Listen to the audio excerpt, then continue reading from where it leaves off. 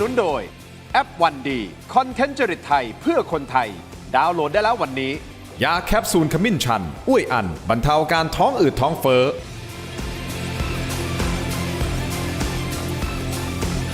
สวัสดีครับตอนรับทุกท่านเข้าสู่รายการถกไม่เถียงครับคุณผู้ชมครับถ้าผมจะพูดประโยคนี้บอกว่าโลกของเรา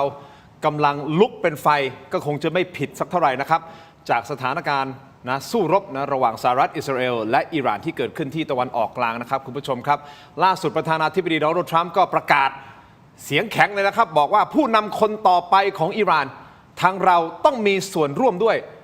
และท่านก็บอกด้วยนะครับว่าผมก็มีรายชื่อแล้วแหละว่าคนไหนน่าจะเหมาะสมในการเป็นผู้นำคนต่อไปของอิหร่านฝั่งอิหร่านเองก็ตอบโต้นะครับบอกว่าจะถล่มโรงงานนิวเคลียร์ของอิสราเอลนะครับถ้าเกิดอิสราเอลและสหรัฐเข้ามาแทรกแซงการเมืองภายในประเทศของอิหร่านทั้งหมดทั้งมวลนี้คุณผู้ชมครับมันมีทฤษฎีสมคบคิดอยู่ทฤษฎีหนึ่งนะครับคุณผู้ชมครับที่เราอาจจะไม่ค่อยได้พูดถึงเท่าไหร่นักนั่นก็คือการที่ทรัมป์ออกมารบครั้งนี้เข้าไปถล่มอิหร่านครั้งนี้เพื่อที่จะกลบกระแสข่าวของเอฟสตีนไฟล์หรือไม่เพราะในเอฟสตีนไฟล์ก็มีชื่อของโดนัลด์ทรัมป์อยู่ในนั้นและมีภาพออกมาหลายภาพเลยนะครับคุณผู้ชมนอกเหนือจากนี้นะครับยังเป็นที่พูดถึงทั่วโลกอีกคลิปหนึ่งเป็นคลิปไวรัลก็คืออดีตนาวิกโยธินของสหรัฐอเมริกาก็เข้าไปประท้วงในที่ประชุมคณะกรรมาธิการทางด้านของกองทัพของวุฒิสภาของสหรัฐประท้วงและตะโกนบอกว่าไม่มีใครอยากจะไปรบเพื่ออิสราเอลปรากฏว่ามีการดึงตัวกันจนสุดท้ายนาวิกโยธินท่านนี้นะฮะอดีตนาวิกโยธินท่านนี้แขนหักเลยนะฮะคุณผู้ชมครับในระหว่างที่มหาอำนาจกันเขากำลังสู้รบกันนะฮะเล่นเกมการเมืองกันถล่มกันวัดรอยเท้ากันสุดท้ายผลที่มันกระทบมาก็คือทุกคนทั่วโลกจะต้องเผชิญกับราคาน้ำมันพุ่งขึ้นและประเทศไทยเองนะครับเตรียมตัวนะฮะผมว่าข้าวของเนี่ยน่าจะมีโอกาสเพิ่มขึ้นราคาแพงขึ้นอย่างน้อยๆผมว่า 10% ต้องมีเพราะฉะนั้นรายการถกไม่เถียงวันนี้เราจะวิเคราะห์มิติต่างๆแล้วผมจะขอทำรายการวันนี้แตกต่างกันออกไปอีกมิติหนึ่งคือมิติอาชญาวิทยาด้วยนะครับผู้ชมครับแต่ผมขออนุญาตแนะนำท่านแรกครับท่านเป็นอาจารย์พิเศษมหาวิทยาลัยธรรมศาสตร์นะครับวิชาการสื่อสารทางการเมืองนะครับอาจารย์วรนัยวานิชกะครับสวัสดีครับอาจารย์โก้ครับและอีกท่านหนึ่งครับประธานกรรมการคณะอาชญาวิทยาและการบริหารงานยุติธรรมนะครับรองศาสตราจารย์พันตำรวจโทดร.กฤษณพงษ์ภูตระกูลนะฮะอาจารย์ตงครับสวัสดีครับขอบคุณทั้งสองท่านที่เกียรติรายการถกไม่เถียงนะครับผมเริ่มต้นเมื่อสักครู่นี้ทรัมป์บอกเลยนะว่าผู้นำใหม่ของอิหร่านผมต้องมีส่วนร่วมด้วยผมมีรายชื่อมาหมดแล้วว่าใครเหมาะไม่เหมาะอะไรยังไงก็แล้วแต่คนต่อไปที่ขึ้นมานำอิหร่านเนี่ยจะต้องเป็นมิตรกับสหรัฐอเมริกาแบบนี้มันแทรกแซงทันทีเลยใช่ไหมผมว่าหลายคนบอกว่าโดนัลด์ทรัมป์เป็นคนบ้าคาดการยากวิเคราะห์ยากเพราะว่าบนหัวของโดนัลด์ทรัมป์เนี่ยมันจะมี question mark เครื่องหมายคำถามพร้อมกับเครื่องหมายตกใจอีก3 อันตลอดเวลา เพราะฉะนั้นมันเป็น X factor ตลอดเวลาจะทำอะไรไม่มีใครรู้แต่ถ้าเราฟังเขาจริงๆและฟังตามแพทเทิร์นในสิ่งที่เขาพูดจริงๆเริ่มต้นสงครามเกิดในสปีชของเขาพูดว่าเขาอยากจะหยิบยื่นเสรีภาพให้กับชาวอิหร่านอยากจะปลดแอกชาวอิหร่าน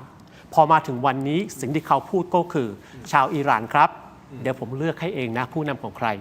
ผมมีโน้ตมาแล้วว่าลิสต์ชื่อมีใครบ้างมันแปลว่าอะไรมันแปลว่าคุณไม่ได้ไปปลดแอกเขาไม่ได้หยิบยื่นเสรีภาพให้เขาไม่ได้หยิบยื่นการที่เขาสามารถที่จะกำหนดอนาคตของตัวเองได้แต่สิ่งที่คุณพูดมันก็คือการ represent ความเป็นมหาอำนาจเป็น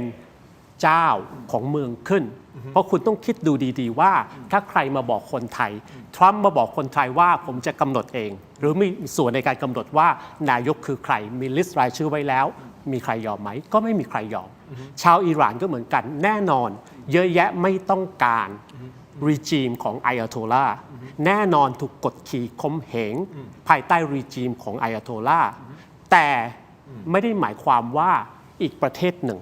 ผู้นำอีกประเทศหนึ่งจะมาจิ้มให้เขาได้ว่าผู้นำคนต่อไปของเขาคืออะไรหรือว่าคือใครนี่คือการก้าวก่ายอธิปไตยทั้งที่ยังไม่เกิดการเปลี่ยนแปลงการปกครองกันเลยและที่สำคัญนะครับคุณทรัมป์พูดณตอนนี้เพื่ออะไรการเปลี่ยนแปลงการปกครองยังไม่เกิดขึ้นคุณยังไม่ได้รบชนะเลย มันเพียงแค่ 3-4 วันเท่านั้นเอง สงครามณตอนนี้โอเค ทุกคนก็ทราบดีว่าถ้ารบกันจริง ๆ อเมริกาชนะกันอยู่แล้ว แต่ถ้ามันเป็น limited war หมายความว่าในขีดจำกัด ในขีดจำกัด แพ้ชนะมันก็ยังไม่แน่ แต่คุณพูดไปถึงเรื่องจิ้มผู้นำใหม่แล้ว มันเป็นเพราะอะไร อาจจะเป็นเพราะว่าต้องการที่จะเบี่ยงเบนความสนใจ จากณตอนนี้ซึ่ง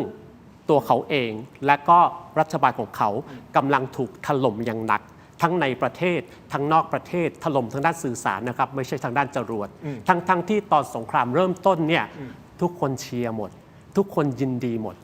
ใช่เพราะตอนแรกบอกว่าเราจะหยุดอะไรนะนิวเคลียร์ถูกต้องไหมอาวุธนิวเคลียร์เท่าที่เราเข้าใจนะที่เขาบอกเขามาเฮ้ยห้ามทำใช่ไหมฮะผมสอนpolitical communication ใช่ไหมครับการสื่อสารทางการเมืองแต่ผมจะบอกนักศึกษาว่าจริงๆแล้วมันคือวิชา propaganda โฆษณาชวนเชื่อ เพราะอะไรครับเพราะว่าสิ่งที่จะสอนนั่นก็คือวิธีที่จะรู้ทันและจับโกหกนักการเมืองไม่ว่านักการเมืองไทยหรือนักการเมืองไหนบนโลกใบนี้วิธีจับโกหกอันหนึ่งก็คือคุณแค่นั่งฟังในสิ่งที่เขาพูดแล้วเอามาเรียงกันสิ่งที่เขาพูดตอนแรกก็คือว่าเราจะต้องโจมตีเพราะว่าอิหร่านนั้นมีอาวุธนิวเคลียร์และเขาจะโจมตีเราถูกแต่เพนทากอนซึ่งก็คือกลาโหมของสหรัฐเขาเรียกว่าเพนทากอนเพราะว่าชื่อตึกเพนทากอนนะครับผู้สื่อข่าวก็ไปถามเพนทากอนก็บอกว่ารายงานทรัมป์มาตั้งนานแล้วว่าหนึ่งอิหร่านไม่ใช่ภัยคุกคามที่เรียกว่า imminent threat ภัยคุกคามที่จับต้องได้ที่ใกล้ตัวไม่ใช่และเพนทากอนก็บอกด้วยว่าคุณทรัมป์ครับถ้าจะรบกับอิหร่านเนี่ยถ้าจะรบจริงๆนะมันทั้งยาวและทั้งยากเพราะฉะนั้นมันก็ตีสิ่งที่คุณทรัมป์พูดไปแล้วว่าเฮ้ยเรารบเพื่อที่จะ get rid imminent threat ภัยคุกคามของอิหร่านทีนี้พอเรื่องนั้นออกมาปุ๊บคุณทรัมป์ก็เปลี่ยนไม่ได้หมายความว่าอิหร่านมีขีปนาวุธแล้วจะยิงแล้วแต่ทรัมป์พูดว่าเขากำลังจะมีอีก2 อาทิตย์กำลังจะมีและพอมีแล้วเนี่ยจะยิงเราทันทีเพราะฉะนั้นเราต้องทำเขาก่อนอย่างนี้เพราะฉะนั้นเราต้องทำเขาก่อนอันนั้นก็เป็นปัญหาอีกเพราะว่าอะไรครับเพราะว่ามาร์ค รูบิโอรัฐมนตรีกระทรวงต่างประเทศตอนแรกก็ออกมาพูดว่าอิสราเอลเขาจะโจมตีเรารับทราบเราเลยร่วมด้วยพอมาอีกวันหนึ่งมาร์ค รูบิโอบอกว่าผมไม่ได้พูดอย่างนั้นแต่โดนัลด์ทรัมป์เองก็มีคลิปชัดเจนออกมาว่าทรัมป์ก็พูดว่าอิสราเอลจะโจมตีเราจึงไปร่วมด้วยเพราะฉะนั้นไม่ต้องอะไรมากแค่เอาคำพูดของทรัมป์ของรูบิโอมาเรียงกันเราก็เห็นอยู่แล้วว่ามันไม่ปฏิมันไม่ปะต่อมันมีเล่ห์ลมคมในมันมีใครสักคนหรืออะไรสักอย่างเป็นสิ่งโกหกอยู่ในนั้นแต่อิสราเอลก็บอกนะเฮ้ยเราไม่ได้เป็นคนเริ่มนะทรัมป์มาชวนเราก่อนตกลงคือใครเริ่มกันแน่เราไม่รู้ใช่ไหมฮะก็ระหว่างโดนัลด์ทรัมป์กับเบนจามินเนตันยาฮูคุณจะเชื่อใครผมแนะนำว่าอย่าเชื่อสักคนไม่ได้หมายความว่าจะต้องไปเชื่ออัยอโตลาของอิหร่านนะครับคือถ้าเราจะวิเคราะห์การเมืองถ้าเราจะเข้าใจการเมืองไม่ว่าการเมืองไทยการเมืองโลกเนี่ยเราจะต้องเอาจริยธรรมศีลธรรมคุณธรรมวางไว้ก่อน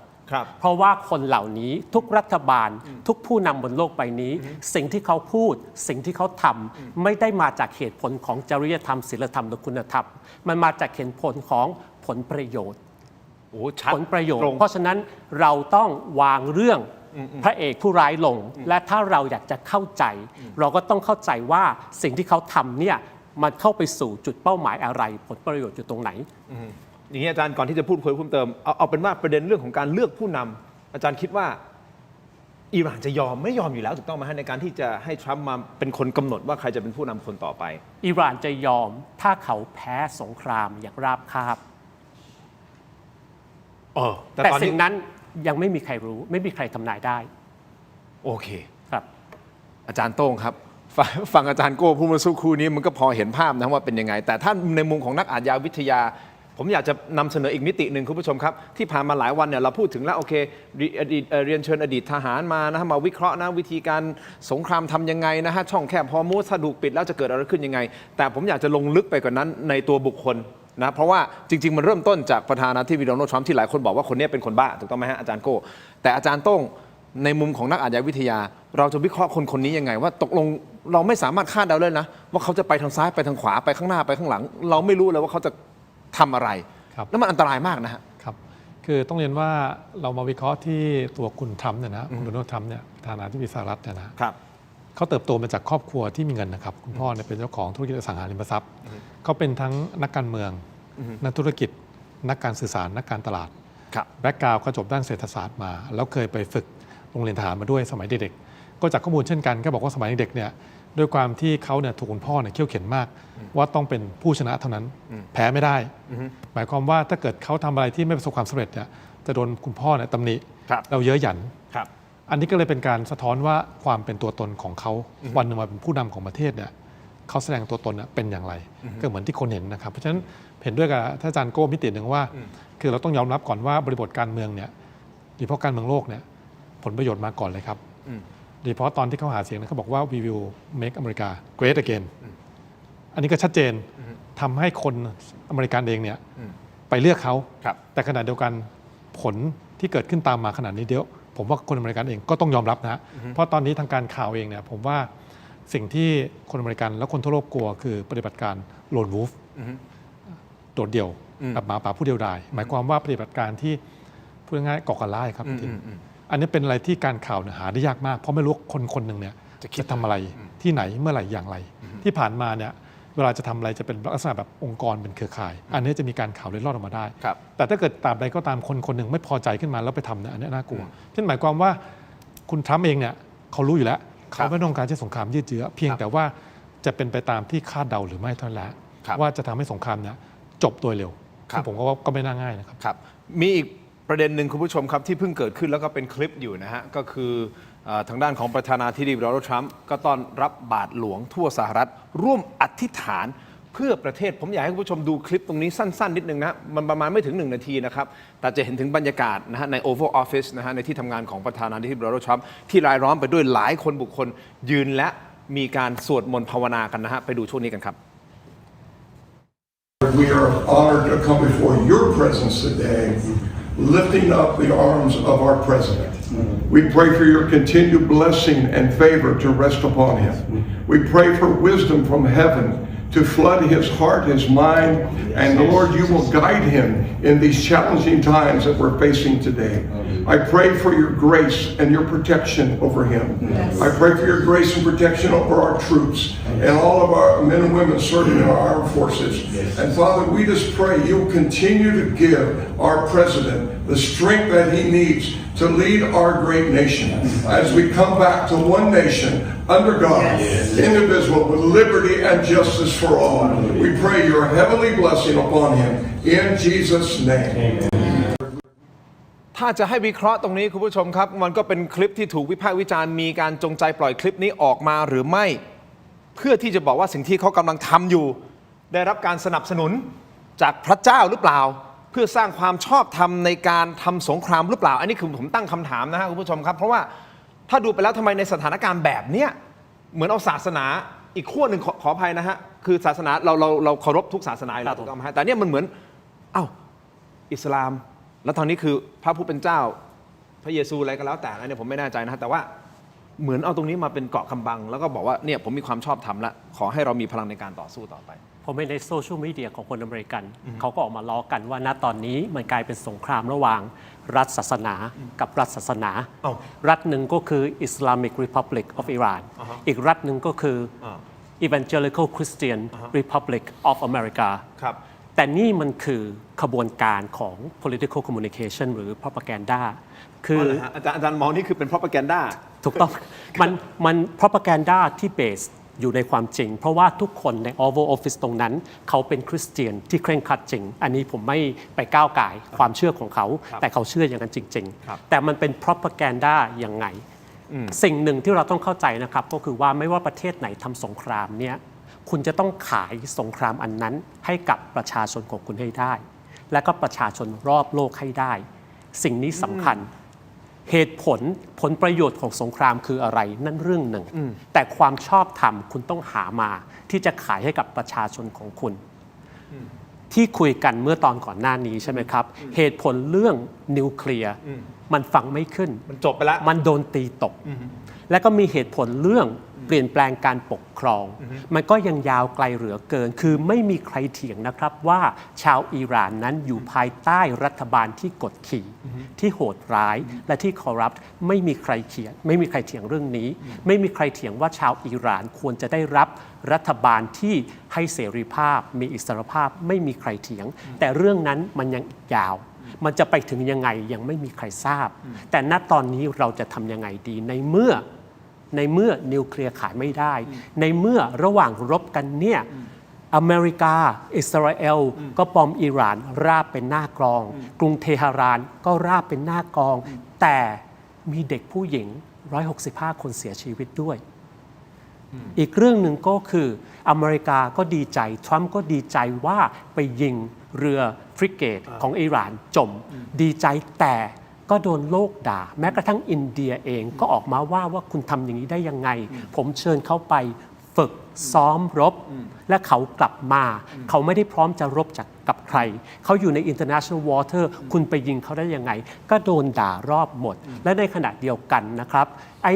โดรน 50,000 US ดอลลาร์แต่ละอันของอิหร่านเนี่ยยิง 800 ลูก โดนลูกหนึ่ง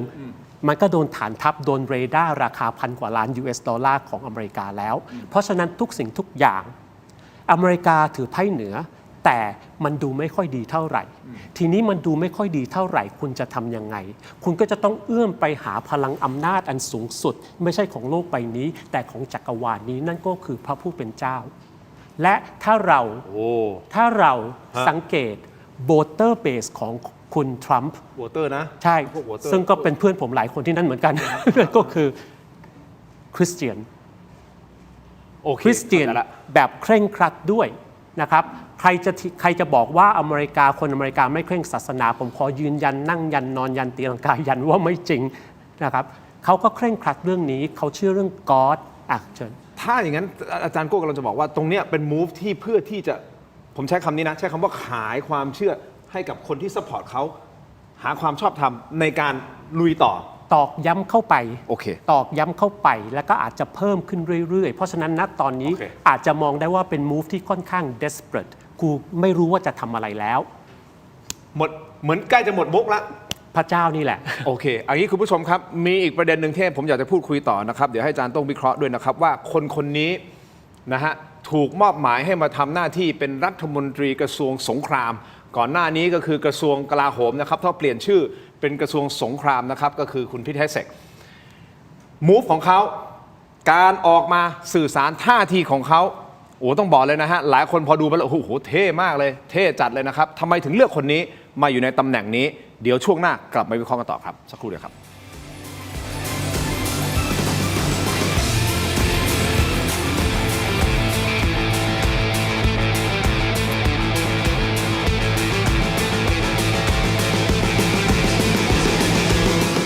ทานแหนมเนืองไม่ต้องไปถึงถิ่น Thailand Postmart พร้อมเสิร์ฟแหนมเนืองตัวท็อป 2 แบรนด์ดัง การันตียอดขายส่งตรงถึงบ้านคุณ แดงแหนมเนืองจากจังหวัดหนองคาย และวีทีแหนมเนืองจากจังหวัดอุดรธานี คัดสรรสินค้าตัวท็อป พร้อมเสิร์ฟความอร่อยสดใหม่ สนใจสินค้าสั่งซื้อได้ที่เว็บไซต์และแอปพลิเคชัน Thailand Postmart ตัวท็อปใกล้ๆส่งให้ถึงมือ แชมป์เซียนขจัดคราบ ประสิทธิภาพพลังแชมป์ผ้าขาวสะอาด รีดง่าย ไร้กลิ่นอับ กลิ่นหอม ถนอมใยผ้า ไม่เปลืองแรงขยี้เริ่มต้นที่ 10 บาท หาซื้อได้ที่ CJ มอทุกสาขาแชมป์เซียนข สา จั ย ด น้ำผึ้งจากอำเภอฝางจังหวัดเชียงใหม่ คัดเกรดคุณภาพ สดจากสวนถึงมือ เปลือกบางเนื้อแน่น หวานฉ่ำ วิตามินซีสูง สนใจสินค้าสั่งซื้อได้ที่ เว็บไซต์และแอปพลิเคชัน Thailand Postmart ตัวท็อปใกล้ๆส่งให้ถึงมือ ส้มสายน้ำผึ้ง ดีขนาดนี้อย่ารอช้า สายเกม สายลงทุน สาย AI สายเทคต้องไม่พลาด ลดราคาพิเศษให้ทันที 2,000 บาท Brain Tech Tri Screen จอเสริมอัจฉริยะ เปลี่ยนโน้ตบุ๊กธรรมดาให้ทำงานพร้อมกันได้ถึง 4 จอ ดีไซน์พับเก็บง่าย พกพาสะดวก มี 2 รุ่นให้เลือก 17,900 บาทสำหรับรุ่น 14 นิ้ว และ 19,900 บาทสำหรับรุ่น 16 นิ้ว สั่งซื้อออนไลน์ได้แล้ววันนี้เพียงค้น Brain Tech Tri Screen หรือ Advice ทุกสาขาทั่วประเทศ Brain Tech Tri Screen where thinking meets technology ดีขนาดนี้อย่ารอช้า สายเกม สายลงทุน สาย AI สายเทคต้องไม่พลาด ลดราคาพิเศษให้ทันที 2,000 บาท Green Tech Tri Screen จอเสริมอัจฉริยะ เปลี่ยนโน้ตบุ๊กธรรมดาให้ทำงานพร้อมกันได้ถึง 4 จอ ดีไซน์พับเก็บง่าย พกพาสะดวก มี 2 รุ่นให้เลือก 17,900 บาทสำหรับรุ่น 14 นิ้ว และ 19,900 บาทสำหรับรุ่น 16 นิ้ว สั่งซื้อออนไลน์ได้แล้ววันนี้เพียงค้น กลับมากันต่อนะครับรายการถกไม่เถียงในช่วงนี้นะครับยังอยู่กับอาจารย์โก้และอาจารย์โต้งนะฮะคุณผู้ชมครับอย่างนี้ฮะคุณผู้ชมผมพอดีเห็นคอมเมนต์อันนึงบอกว่าขอให้สงครามสงบโดยเร็วนะครับเพราะฉะนั้นคุณผู้ชมช่วยกันโหวตหน่อยนะฮะคำถามของเราถามง่ายๆแล้วครับคุณคิดว่าการสู้รบของสหรัฐอิสราเอลกับอิหร่านจะยืดเยื้อหรือไม่นะครับยืดเยื้อไม่ยืดเยื้อท่านคิดเห็นอย่างไรจากการวิเคราะห์มา 3-4 วัน 5-6 วันแล้วนะครับคุณผู้ชมครับไปกันต่อกับคนนี้ครับพีท เฮเซกรัฐมนตรีว่าการกระทรวงสงครามของสหรัฐนะครับอย่างนี้ฮะคือประธานาธิบดีโดนัลด์ทรัมป์ลงคำสั่งเมื่อกันยายนปีที่แล้วเองนะครับเปลี่ยนชื่อจากกระทรวงกลาโหมนะก็คือ Department of Defense เนี่ยกลับไปใช้ชื่อกระทรวงสงคราม Department of War หรือ DOW นะครับเหมือนในยุคสงครามโลกครั้งที่ 2 อันเนี้ยเป็นการส่งสัญญาณแบบดุดันและประกาศให้โลกเห็นว่าอเมริกาพร้อมรบเต็มที่แล้วใช่หรือไม่บุคคลที่มารับหน้าที่เป็นรัฐมนตรีตรงนี้เป็นผู้ชายที่เคยเป็นอดีตทหารใช่ไหมอาจารย์ครับพีท เฮเซกถูกเลือกให้มาดำรงตำแหน่งตรงนี้เดี๋ยวเราไปดูบางช่วงบางตอนของการแถลงข่าวของพีท เฮเซกนิดนึงนะครับที่เขาออกมาพูดจาแบบดุดันฉะฉานนะฮะกับทั่วโลกสื่อสารกับทั่วโลกยังไงไปดูครับ We're playing for keeps. Our warfighters have maximum authorities granted personally by the President and yours truly. Our rules of engagement are bold, precise, and designed to unleash American power, not shackle it. We are punching them while they're down, which is exactly how it should be. อาจารย์โต้งครับอีกประเด็นสำคัญก็คือนายพีท เฮเซกคนนี้เคยเป็นผู้ประกาศข่าวของช่อง Fox News ครับ Fox News ก็คือมันชัดเจนใช่ไหมอาจารย์โก้ว่าเขาก็อยู่ Republican นะใช่ไหมฮะ Fox News Top News ชัดเจนหมดนะฮะชัดเจนโอเคFox News อาจารย์โต้งวิเคราะห์ทำไมต้องเลือกคนนี้มาเป็นคือเราไปดูแบ็กกราวด์คนนี้นะครับเราจะพบว่าเขาเคยเป็นนายทหารมาก่อนนะครับพี่แล้วเป็นผู้ประกาศด้วยปรากฏว่าต่อมาเนี่ยเขาเคยไปรบในอิรักและสมัครใจไปในที่อัฟกานิสถานจนกระทั่งได้เหรียญรางวัลนะครับนั่นหมายความว่าคุณทรัมป์เนี่ยเขาจะเลือกคนมาทำงานกับเขาเนี่ยเขาก็ต้องมองว่าคนที่มาทำงานกับเขาควรจะต้องโทนประมาณนี้เช่นต่อมาเปลี่ยนชื่อเป็นกระทรวงสงครามอะไรเนี่ยคนอย่างเงี้ยเหมาะเลยเราสังเกตดูได้เวลาเขาพูดเนี่ยเวลาสื่อสารเนี่ยเขาพูดเช่นตอร์ปิโดของสหรัฐเนี่ยเรือดำน้ำนะครับไปโจมตีเรือของอิหร่านเนี่ยคนเสียชีวิตเยอะนะครับโดยที่ไม่รู้เรื่องด้วยเนี่ยคนที่เขาพูดเนี่ยแถลงเนี่ยเหมือนเป็นเรื่องปกติมากและปราศจากความเมตตาต่อเพื่อนมนุษย์ไงเพราะเขามองว่านี่คือสงครามแต่ในทางกลับกันคือต้องมองอย่างนี้ด้วยนะครับว่าอีกฝ่ายเนี่ยเขาไม่ได้กำลังต่อสู้คุณอยู่นะในสถานการณ์ณตรงนั้นก็เด็กเหตุผลว่าทำไมคุณทรัมป์จึงเลือกคนนี้มานั่งอยู่ในตำแหน่งนี้ครับพี่ทินก็สะท้อนทั้งวิธีการคิดของประธานาธิบดีสหรัฐคนปัจจุบันและคนทำงานกับเขาคนนี้นะครับคุณเฮเซกครับแต่เขาแต่งตัวดูดีพูดจาฉะฉานอันนี้มันสื่อสารโดยตรงกับก็เรียกว่าคนที่สนับสนุนทรัมป์ใช่ไหมอาจารย์แน่นอนครับก็เพราะว่าอยู่กระทรวงสงครามนะครับพี่ทินก็ต้องแนวประมาณนี้ครับถ้าเป็นกระทรวงวัฒนธรรมก็จะแบบใช่ไหมครับชัดเจนนะครับนายพีท เฮเซกคนนี้นะครับคุณผู้ชมดูทีท่าทางลีลานะครับของการออกมาให้ข่าวกับผู้สื่อข่าวทั่วโลกเลยนะฮะกับสถานการณ์ที่เป็นอยู่นะครับผมขอนำทุกท่านไปอีกประเด็นหนึ่งนะครับทฤษฎีสมคบคิดหรือ conspiracy theory จริงๆมันมีหลายทฤษฎีซึ่งอาจารย์โก้เองก็มีการโพสต์ใน X ของตัวเองว่า ว่าเราจะมองเหตุการณ์ครั้งเนี้ยที่มันเกิดขึ้นระหว่างสหรัฐนะอิสราเอลกับอิหร่านเนี่ยเราต้องมองผ่านเลนไหนเพื่อที่จะเข้าใจว่าถ้าเรามองผ่านเลนนายกก็จะเป็นอีกแบบหนึ่งผ่านเลนนายขอก็จะเป็นอีกแบบหนึ่งถูกต้องไหมครับแต่มันมีเลนหนึ่งฮะที่เรามองผ่านเข้ามาแล้วเราก็ไม่ค่อยได้พูดถึงประเด็นนี้ก็คือเรื่องของเอฟสตีนไฟล์อาจารย์ฮะเอฟสตีนไฟล์มันมีความสำคัญอย่างไรแล้วทำไมถึงมีทฤษฎีสมคบคิดว่าเอฟสตีนไฟล์เนี่ยอาจจะเป็นจุดหนึ่งที่ทำให้ทรัมป์รู้สึกว่าเฮ้ยฉันต้องทำอะไรสักอย่างแล้วเพื่อที่จะกลบข่าวเอฟสตีนไฟล์อาจารย์อธิบายสั้นๆได้ไหมครับเอฟสตีนไฟล์มันจะมี2ทฤษฎีสมคบคิดนะ conspiracy theory ใช่ไหมครับอันหนึ่งก็คือว่าเนทันยาฮูไปหลอกทรัมป์ให้ attack แต่อีกอันหนึ่งก็คือเรื่อง Epstein File นะครับ Epstein File คืออะไรผมเชื่อว่าทุกคนคงทราบแล้วนะครับเจฟฟรีย์ เอปสตีนเกาะของเขาการเปิดเกาะให้คนใหญ่คนโตบนโลกใบนี้ทั้งนักธุรกิจทั้งนักการเมืองแล้วก็มีเจ้าชายด้วย เข้าไปเที่ยวในเกาะอันนี้ ซึ่งมีการบริการทางเพศรวมไปถึงจากเด็กผู้หญิงและเด็กผู้ชายที่เยาว์วัยนี่คือจุดที่ผิดกฎหมายเอฟสตีนฟาวเปิดออกมาก็โดนกันเยอะแยะและทุกคนก็รู้อยู่แล้วว่าโดนัลด์ทรัมป์จะโดนด้วยเพราะฉะนั้นทฤษฎีเน้นว่าทฤษฎีสมรู้ร่วมคิดภาษาไทยจะร่วมคิดสมคบคิดนะครับก็คือใช้วิธี wag the dog กระดิกหางหมากระดิกมาตรงสงครามคนจะได้ไม่ไปโฟกัสเรื่องเอฟสตีนฟาวซึ่งเป็น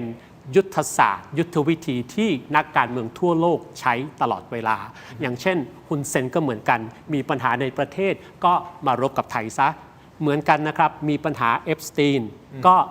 อาจจะเบี่ยงเบนความสนใจมาสงครามตรงนี้เพราะว่าปัญหาเรื่องเอฟสตีนเนี่ยมันจะมี2เลเยอร์เลเยอร์แรกก็คือว่าอเมริกาก็มีผิดจริยธรรมร้ายแรงเหมือนกันแต่ไม่เหมือนของเราศาลเขาจะไม่มายุ่งไม่มาเกี่ยวไม่มาตัดสินว่าคุณทำผิดศีลธรรมนะฮะแต่ถ้ามันมีเรื่องร้ายแรงเกิดขึ้นที่สังคมรับไม่ได้สภาของเขาสามารถโหวต impeach เอาประธานาธิบดีออกไปได้นั่นคือหนึ่งอีกเลเยอร์หนึ่งถ้าสมมุตินะครับว่าโดนัลด์ทรัมป์เกิดมีอะไรที่เรียกว่าผิดกฎหมายกับคนที่มีอายุเยาว์วัยจริงมันก็เป็นคดีอาญาได้ทั้งสองเรื่องร้ายแรงอย่างมากสำหรับโดนัลด์ทรัมป์เพราะฉะนั้นทฤษฎีสมคบคิดก็คือเบี่ยงเบนความสนใจมาที่สงครามซึ่งใช้มาได้ตลอดเวลาในประวัติศาสตร์โลกอันนี้ไม่ได้บอกว่าเรื่องนี้เป็นเรื่องจริงนะครับเป็นแค่ทฤษฎีอันหนึ่ง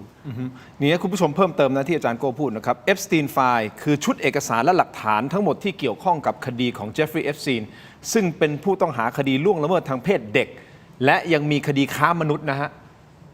และจริงๆเอฟสตีนเนี่ยเสียชีวิตแล้วครับเสียชีวิตในคุกฆ่าตัวตายเขาบอกว่าฆ่าตัวตาย แต่ก็มีหลายคนคิดว่าเขาอาจจะไม่ได้ตายด้วยตัวเองหรือเปล่านั่นก็ conspiracy อีกอันนั่นก็เป็นทฤษฎีอีกอันหนึ่งนะครับเพราะว่าเขาเป็นกุญแจสำคัญถึงข้อมูลเยอะแยะมากมายนะครับคืออย่างนี้กระทรวงยุติธรรมสหรัฐนะฮะล่าสุดเมื่อประมาณสักสิ้นเดือน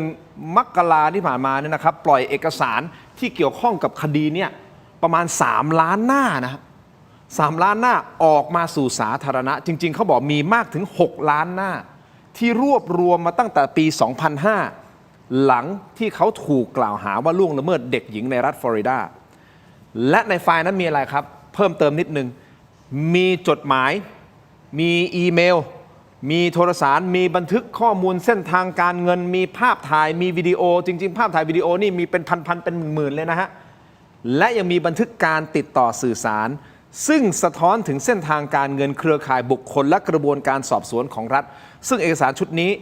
ได้รับความสนใจเป็นอย่างมากไม่ใช่แค่เพราะมันมีความร้ายแรงเลวร้ายของกระบวนการค้ามนุษย์และล่วงละเมิดทางเพศผู้เยาว์นะครับของเจฟฟรีย์ เอปสตีนแต่เนื้อหามันเชื่อมโยงไปถึงผู้มีอำนาจระดับโลกมากมายเจ้าชายแอนดรูส์ไงครับซึ่งท่านก็ถูกจับไปเมื่อไม่นานมานี้นะสัปดาห์ก่อนนะฮะคุณผู้ชมบิลเกตส์อีกแล้วครับซึ่งบิลเกตส์สุดท้ายก็ออกมายอมรับว่าติดเชื้อทางเพศแล้วก็นำไปปล่อยสู่ภรรยาของตัวเองก็มาจากเรื่องของเอปสตีนอีลอนมัสก์ไมเคิลแจ็กสันแม้กระทั่งโดนัลด์ทรัมป์ซึ่งแต่ละท่านยังบริสุทธิ์อยู่นะฮะเพียงแต่มันมีชื่อเชื่อมโยงแล้วเขากำลังสืบสาวไปเพราะ3 ล้านหน้าแล้วฮะคงต้องดูกันเยอะก็เลยไม่แน่ใจเหมือนกันอาจารย์โต้งว่าทฤษฎีสมคบคิดที่บอกว่าเริ่มสงครามกับอิหร่านเพื่อที่จะปิดบังประเด็นภายในประเทศที่อาจารย์โก้พูดมันน่าสนใจนะครับจริงแล้วก็ต้องยอมรับนะครับว่าเราสังเกตดูได้ไม่เฉพาะผู้นำของสหรัฐเท่านั้นนะครับในหลายประเทศทั่วโลกเขาต้องการสร้างความชอบธรรมครับพี่ถิ่นไม่ว่าจะมาจากการเลือกตั้งก็ตามหรือมาจากการรัฐประหารก็ตามหมายความว่าสร้างความชอบธรรมในการที่ได้มาซึ่งอำนาจและคงไว้ซึ่งอำนาจในการปกครองประเทศอันนี้ก็เป็นอีกมิติหนึ่งที่น่าสนใจว่าด้วยความที่มีการเริ่มเผยแพร่ข้อมูลตรงนี้ต้องเรียนว่าอย่างนี้นะครับว่าในสังคมอเมริกันเองเนี่ยเขามีความโปร่งใสถึงขนาดนำข้อมูลเหล่านี้มาเปิดเผยได้เพื่อเห็นว่ามีกระบวนการดำเนินการเป็นอย่างไรเพราะฉะนั้นอีกมิติหนึ่งก็คือว่าเขาจะสร้างความชอบธรรมขึ้นมาได้คือต้องให้มีสงครามแล้วก็ทำเหมือนว่าอเมริกันเป็นพระเอกในการจัดการกับปัญหาที่อิหร่าน เรื่องอาวุธนิวเคลียร์ที่กำลังมีการลักลอบผลิตอยู่ระบบมีการเตือนกันก่อนนั้นแล้วจริงๆแล้วเนี่ยเรื่องนี้มีมาตั้งนานแล้วนะครับพี่ทินถ้าเราย้อนกลับไปดูเนี่ยแต่มามีการลุยจริงๆเนี่ยสมัยคุณทรัมป์นี่แหละฮะถ้าเกิดถามว่าเป็นไปได้ไหมผมว่าก็มีความเป็นไปได้ย้อนกลับไปดูอีกว่าปรากฏว่าประธานาธิบดีโดนัลด์ทรัมป์เองเนี่ยโดนกล่าวหานะครับก่อนหน้านี้ไม่ว่าจะเป็นช่วงที่เขามาทำเรื่องธุรกิจการจัดประกวดเวทีนางงามต่างๆเนี่ยก็โดนกล่าวหาในเรื่องของการล่วงละเมิดทางเพศอีกแล้วก็โดนในคดีอื่นอีกจนเป็นประธานาธิบดีสหรัฐที่ถูกคณะลูกขุนนะครับมีวินิจฉัยด้วยนะครับในการดำเนินคดีอาญากับเขาก็เลยพันกลับมาว่าในมิติที่กำลังโดนตรวจสอบอยู่ขณะนี้ที่พูดถึงเนี่ยผมว่าก็มีความเชื่อมโยงและอาจจะมีความเป็นไปได้แต่สุดท้ายก็ต้องอยู่กับหลักฐานที่มีการเปิดเผยต่อไปถ้าสมมติเป็นจริงถ้าสมมติเป็นจริงนะฮะอันนี้มันเป็นทฤษฎีนะครับคุณผู้ชมถ้าสมมติเป็นจริงเนี่ยเท่ากับว่าเอฟสตีนไฟล์นี่มันร้ายแรงมากถึงขนาดว่าจะต้องไปเริ่มสงครามกับประเทศหนึ่งอย่างนี้เลยมันต้องร้ายแรงขนาดนั้นเลยใช่ไหมถ้ามองในมุมของนักอาชญาวิทยาเราก็ไม่ต้องเอาอะไรใกล้ตัวครับพี่ทินเราก็สังเกตดูของคุณฮุนเซนก็ตามสุดท้ายก็มาลบกับเราเพราะกำลังเกิดปัญหาในประเทศของเขาเองถูกไหมครับหรือแม้กระทั่งช่วงรัฐบาลของเราที่ผ่านมาก็ตามเวลาเกิดปัญหาอะไรก็ตามเนี่ยถ้ามีเรื่องของความรักชาติขึ้นมาเนี่ยจะปลุกกระแสได้ในเรื่องชาตินิยมพี่ทินถูกไหมฮะคะแนนก็จะกลับมาแล้วก็ดำรงคงไว้ซึ่งความชอบธรรมในการที่จะปกครองบริหารประเทศผมว่ากรณีนี้ก็คล้ายๆกันก็คือเหมือนที่อาจารย์โก้บอกนักการเมืองก็คือนักการเมืองครับแล้วปรากฏว่าเขาเนี่ยก็คือทำเรื่องสื่อมาก่อนด้วยเขารู้วิธีในการสื่อสารทั้งโลกโซเชียลมีเดียนะครับที่เขามี Twitter ในช่วงของแม้กระทั่งช่วงแพ้เลือกตั้งกับโจไบเดนเนี่ยยังสามารถปลุกระดมคนมาได้เลยนะครับจนกระทั่ง Twitter โดนบล็อกเลยนะพี่ตินจำได้ไหมครับจะมีช่วงนั้นนะฮะก็เพราะว่าเนี่ยวิธีการสื่อสารเขารู้ว่าคนเนี่ยกำลังสนใจอะไรและเขาเองถ้าตกเป็นเป้าในเรื่องพวกนี้เนี่ยแน่นอนส่งผลต่อคะแนนนิยมของเขาสิ่งนี้ก็เป็นไปได้ครับคุณผู้ชมครับส่วนจะจริงเท็จแค่ไหนเราก็ต้องติดตามกันต่อไปนะครับแต่ที่แน่ๆคุณผู้ชมครับทรัมป์พูดเองในประเด็นนี้ทรัมป์บอกว่าอิหร่านติดต่อมาขอทำข้อตกลงนะเมื่อวานนี้ครับระหว่างพบปะกับทีมฟุตบอลอินเตอร์ไมอามี่นะครับคุณผู้ชมครับที่ทำเนียบขาวเนี่ยนะฮะประธานาธิบดีโดนัลด์ทรัมป์ได้กล่าวอ้างว่าทางการอิหร่านได้พยายามติดต่อสหรัฐเพื่อขอเจรจาทำข้อตกลงผมเข้าใจว่าข้อตกลงนี้คือความหมายคือข้อตกลงยุตินะคือเรายอมหรืออะไรก็แล้วแต่นะโดยทรัมป์ระบุว่าพวกเขากำลังโทรมาพวกเขาถามว่าเราจะทำข้อตกลงกันได้อย่างไรแต่ผมได้บอกไปว่าพวกคุณมาช้าไปหน่อยอาจารย์ก็คิดว่าจริงไหมอันนี้น่าสนใจนะเพราะจริงๆก่อนหน้านี้มันก็จะมีข่าวเขาเล่าเหมือนกันบอกอิหร่านติดต่อมานะสหรัฐก็พยายามหาทางลงเช่นเดียวกันก็ไม่รู้จะลงแบบไหนประธานาธิบดีโดนัลด์ทรัมป์พูดเองเลยผมว่าถ้ามีคนที่เชื่อในทุกสิ่งทุกอย่างที่โดนัลด์ทรัมป์พูดประเทศและโลกใบนี้นะครับก็น่าจะแย่อย่างมากมันเป็นคำพูดที่ไม่ต้องรับผิดชอบมันเป็นคำพูดที่ไม่ต้องมีหลักฐานความเป็นจริงออกมาแสดงให้เห็นมันเป็นคำพูดลอยๆซึ่งทุกคนก็ทราบดีว่าทรัมป์เป็นอย่างนี้ตั้งแต่ไหนแต่ไรตั้งแต่ก่อนเป็นประธานาธิบดีแม้กระทั่งเป็นโฮสต์รายการ The Apprentice ที่ผมเคยชอบดูก็เป็นอย่างนี้ทั้งนั้นเขาเป็นคนนึกอะไรออกมาได้ก็จะพูดออกมาเพราะอะไรเพราะว่าเขาอย่างที่อาจารย์บอกบ้าอำนาจอีโก้สูงอีโก้แรงอย่างมากเขามีความเชื่อมั่นในตัวเองอย่างมากเพราะว่าเขาเป็นเซลแมนระดับโลกจะขายอะไรคนก็จะซื้อนี่คือ mentality ของโดนัลด์ทรัมป์แต่เขาก็มีแฟนๆหรือคนที่ซัพพอร์ตและเชื่อเขาในสิ่งที่เขาพูดใช่ครับก็เหมือนการเมืองไทยไม่ว่าใครพูดอะไรก็จะต้องมีแฟนซัพพอร์ตเหมือนกันเพราะว่ามันคือจิตวิทยาของมนุษย์ในทุกสังคมบนโลกใบนี้แต่อยากจะเสนอมุมมองอีกมุมมองหนึ่งนะครับเกี่ยวกับตัวทรัมป์เนี่ยแหละผู้นำทุกคนต้องการที่จะมี legacy ทรัมป์เหลือเวลาอีกประมาณ2 ปีเทอมนี้ทรัมป์ขึ้นมาเขาประกาศว่าจะยุติสงครามยูเครนทันทียุติไม่ได้จะเอาแคนาดามาเป็นสเตทอีกอันหนึ่งยังทำไม่ได้จะเอากรีนแลนด์มาทำไม่ได้จะขึ้นภาษีทั่วโลกสุพรีมคอร์ตบอกทำไม่ได้จะมาเจรจาให้ไทยกับกัมพูชาหยุดยิงกันเซ็นสัญญาไปแล้วบินกลับไปยิงกันต่ออีกอยากจะได้ Nobel Peace Prize ก็ไม่มีใครให้มีแต่ฮุนเซนกับฮุนมาเนตอยากจะให้แต่ไม่มีใครฟังนี่คือ presidency ที่ล้มเหลวแล้วล้มเหลวอีกล้มเหลวต่อเพราะฉะนั้นลักพาตัวประธานาธิบดีเวเนซุเอลาเลย นั่นคือ เพราะฉะนั้น อ่า ทำสงครามเลยดีไหม เพราะว่ามันจะต้องมี legacy โอเค เขาจะต้องทิ้ง legacy ไว้ เพราะว่าเขาคือโดนัลด์เจทรัมป์ แต่เลก a ซี่ของเขาคุณผู้ชมครับ มันสะท้อนอะไรบางอย่างจากคลิปนี้ฮะ ไปดูคลิปนี้ก่อน เดี๋ยวผมจะเล่าให้ฟังมันคืออะไร ฟังดูครับ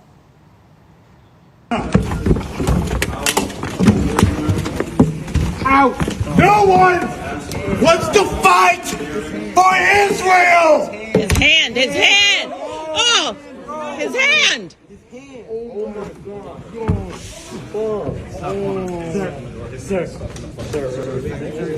เหตุการณ์นี้ครับกับอดีตนาวิกโยธินนะฮะ บุกประท้วงในห้องประชุมคณะอนุกรรมาธิการด้านกองทัพของวุฒิสภา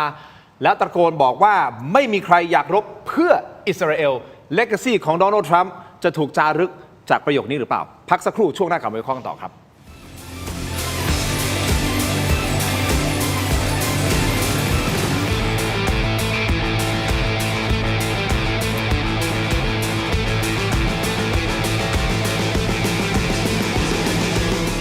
กรอบอร่อยกับโรตีกรอบจิ๋วหอม หวานทานเพลิน แค่ฉีกซองก็พร้อมอร่อยแล้ว หวานกำลังพอดีคำเดียวไม่เคยพอ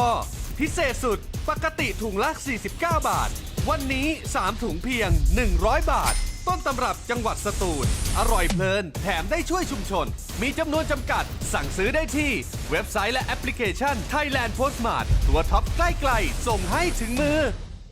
ฉีก น้องฝันดีเป็นกระต่ายน้อยที่รักการร้องเพลงเป็นชีวิตจิตใจ น้องฝันดีซ้อมร้องซ้อมเต้นทุกวันอย่างไม่เคยเหน็ดเหนื่อย แต่แล้วเรื่องไม่คาดฝันก็เกิดขึ้นก่อนวันแข่งเพียงวันเดียว ยอมมี ในขณะที่ความหวังกำลังจะหมดไป น้องฝันดีก็มองเห็นบางสิ่ง พี่คิดดี เราร้องเพลงไม่ได้ แต่เรายังเต้นได้นี่นา และลำดับต่อไป ขอเชิญพบกับน้องฝันดีครับ น้องฝันดีจะทำอะไรน่ะ เธอไม่ได้มาร้องเพลงหรอกหรอ ว้าว ถึงจะร้องเพลงไม่ได้ แต่น้องฝันดีก็เปลี่ยนวิกฤตให้เป็นการแสดงที่ยอดเยี่ยม พร้อมกับเพื่อนๆของเธอ ด้วยความคิดสร้างสรรค์อันน่าทึ่งทำให้น้องฝันดีได้รับรางวัลไปครอง และที่สำคัญที่สุด เธอยังได้เรียนรู้บทเรียนอันมีค่าอีกด้วย เมื่อแผนหนึ่งไม่สำเร็จ เราก็สร้างแผนใหม่ได้เสมอค่ะ สนับสนุนโดย ยาท่าน้ำขาวหารคู่ 49 บาท ฝาสีฟ้า มีตัวยาฟีนิลซาลิซิเลตไอเฮิร์บชูการ์ฟรี ชุ่มคอ มีสารสกัดสมุนไพร 4 ชนิด กลับมากันต่อนะครับถกไม่เถียงในช่วงนี้ครับ ยังอยู่กับอาจารย์กฤษณพงศ์นะครับและอาจารย์วรนัยนะฮะคุณผู้ชมครับ เดี๋ยวเราไปดูคลิปสั้นๆ เมื่อสักครู่นี้อีกครั้งหนึ่งนะครับ เป็นคลิปไวรัลไปทั่วโลกนะครับ เป็นเหตุการณ์อดีตนาวิกโยธินนะครับ ชื่อว่าไบรอัน แมคกินนิสวัย 44 ปีนะครับ บุกไปประท้วงในห้องประชุมคณะอนุกรรมาธิการด้านกองทัพวุฒิสภานะครับ และมีการตะโกนประโยคที่บอกว่าไม่มีใครอยากรบเพื่ออิสราเอล และคุณผู้ชมตั้งใจฟังให้ดีนะครับ มันมีช่วงหนึ่งนะที่แขนเข้าไปติดในประตู แล้วจะได้ยินเสียงกระดูกหักฟังครับ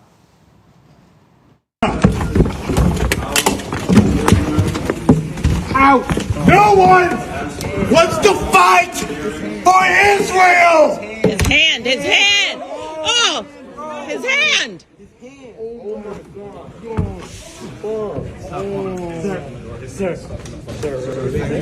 Let go of your hand. Let go of the door. Let go of the door. The senator broke his hand. A sitting U.S. senator just broke the hand of a Marine. Sir. Control your Senate. Arm stuck in the door. Okay, sir. A U.S. senator just broke the hand of a Marine. Hand stuck. ได้ยินเสียงกระดูกหักใช่ไหมฮะอาจารย์โต้งอาจารย์โก้และมีการตะโกนบอกว่าสมาชิกวุฒิสภาเป็นคนหักแขนของอดีตนาวิกโยธินท่านนี้ เหตุการณ์นี้คุณผู้ชมครับ ปรากฏว่าอดีตนาวิกโยธินท่านนี้นะครับถูกตั้งข้อหานะฮะ6 กระทงนะฮะคุณผู้ชมครับ แต่ที่สำคัญคือไม่ใช่แค่ตำรวจที่ไปล็อกตัวเขาพยายามที่ดึงเขาออกมาเพราะว่าก่อความวุ่นวายเขาบอกงั้นนะครับแต่มีเข้าใจว่าคนนี้เป็นเซเนตใช่ไหมฮะเซเนเตอร์ Senator ก็คือสมาชิกวุฒิสภาเข้าไปช่วยลากเขาออกไปด้วย อันนี้เป็นภาพที่ถูกวิพากษ์วิจารณ์มากนะฮะอาจารย์โก้มองเหตุการณ์นี้มันสะท้อนถึงความรู้สึกของอเมริกันยังไงบ้างฮะเนี่ย คือ สิ่งที่คลิปนี้ไม่ได้เห็นมันจะมีอีกวิดีโอหนึ่ง ครับ เป็นผู้หญิงเป็นคนถ่าย เขาก็จะถ่ายสิ่งที่เกิดขึ้นนี้แหละฮะแล้วก็จะถ่ายเบนมาที่ห้องประชุมที่ทุกคนที่เราเห็นเมื่อกี้ก็จะเป็นคนประชาชนธรรมดาใช่ไหมครับ แต่นักการเมืองทุกคนเนี่ยนั่งหันหลังให้ทุกคนไม่ได้ดูไม่หันมาไม่อะไรทั้งนั้น และผู้หญิงคนนั้นก็จะตะโกนว่า shame shame shame เหมือนในหนังเกม of Thrones น่าละอายใจมาก น่าละอายใจ นะฮะ ทั้งหมดนี้มันหมายความว่าอะไร คือก่อนอื่นเราต้องเข้าใจมันก่อนว่า นาวิกโยธินท่านนั้นไปทำอย่างนั้น เขารู้อยู่แล้วว่าเขาต้องการทำคอนเทนต์ ไม่ได้หมายความว่าเขาเป็นคนดีหรือไม่ดี ไม่ได้หมายความว่าเขาไม่มีความตั้งใจที่บริสุทธิ์ แต่เขารู้อยู่แล้วว่าถ้าคุณไปตรงนั้นและพูดแบบนั้น คุณก็จะต้องโดนลากออกไป แต่ทีนี้สิ่งที่ไม่มีใครคาดคิดก็คือเซเนเตอร์เข้ามาร่วมวงแจมด้วย แต่ถ้าดูที่คลิปนะครับเราก็ต้องให้ความแฟร์ดูเหมือนเซเนเตอร์พยายามที่จะช่วยดึงแขนออกมา เขาไม่ได้พยายามที่จะทำร้ายร่างกาย แต่เนื่องจากภาพมันเป็นแบบนี้แล้ว เราก็เห็นประชาชนคนหนึ่งข้างหลังตะโกนออกมาเลยว่าเซเนเตอร์ทำร้ายร่างกาย อดีตนาวิกโยธิน และประโยคเนี้ยมันก็จะนำมาปั่นในโซเชียลมีเดียและมันก็จะเกิดภาพให้เห็นว่านี่ไง เห็นไหมอดีตทหารเสียสละเพื่อชาติมาประท้วง เพราะว่าต้องการที่จะปกป้องชีวิตของทหารอเมริกันยังโดนแบบนี้เลย มันก็จะเป็นคอมมูนิเคชัน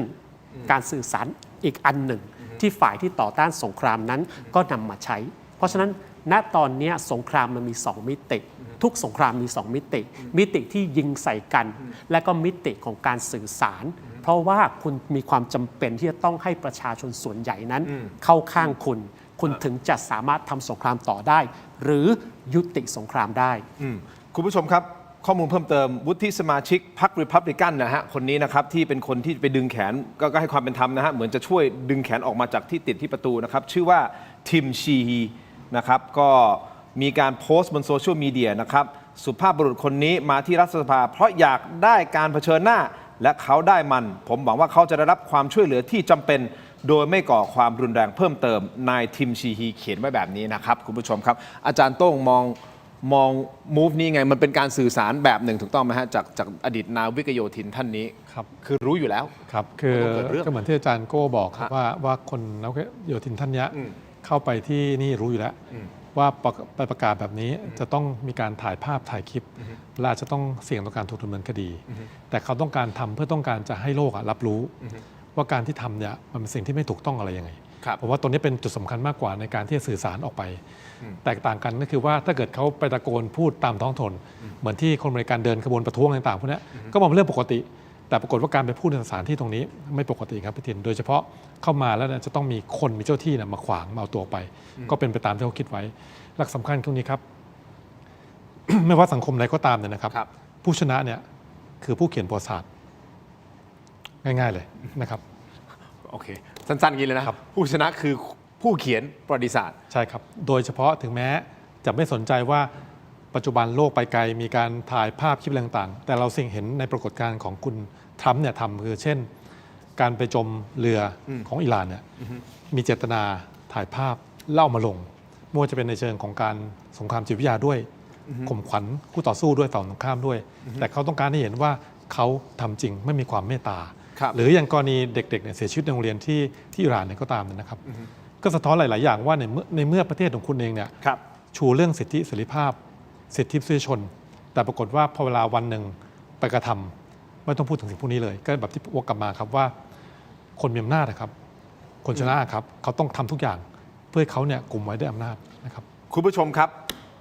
สงครามครั้งนี้ที่มันเกิดขึ้นนะฮะคุณผู้ชมครับตอนนี้ล่าสุดนะฮะสำนักงานนโยบายและยุทธศาสตร์การค้าหรือว่าสนค.นะครับประเมินผลกระทบด้านเงินเฟ้อโดยในกรณีเลวร้ายที่สุดหากราคาน้ำมันแตะ$120ต่อบาร์เรลจะทำให้อาหารปรุงสุกปรุงสำเร็จอาหารจานเดียวข้าวราดแกงปรับราคาขึ้น 10%ครอบคลุมพื้นที่ครึ่งประเทศยกตัวอย่างนะฮะถ้าสมมุติคุณจ่ายอยู่ราคาข้าวราดแกง60 บาทขึ้น 10% นี่ก็เป็น66 บาทนะฮะคุณผู้ชมครับ อันนี้สิ่งที่มันมีโอกาสที่จะเกิดขึ้นในประเทศไทยเราจะต้องรับมืออย่างไร และอีกประเด็นหนึ่งนะครับโตร์ปีโดที่ไปจมเรืออิหร่านที่อาจารย์โต้งพูดเมื่อสักครู่นี้นะครับนั่นหมายความว่าสหรัฐเขาสามารถที่จะไปที่ไหนได้โดยที่ไม่มีใครรู้มาก่อนถูกต้องไหมฮะมารู้อีกทีหนึ่งคือถล่มแล้วเรือโดนจมแล้วนั่นหมายความว่าเขาแฝงตัวไปทุกที่สหรัฐคุมโลกใบนี้แล้วใช่หรือไม่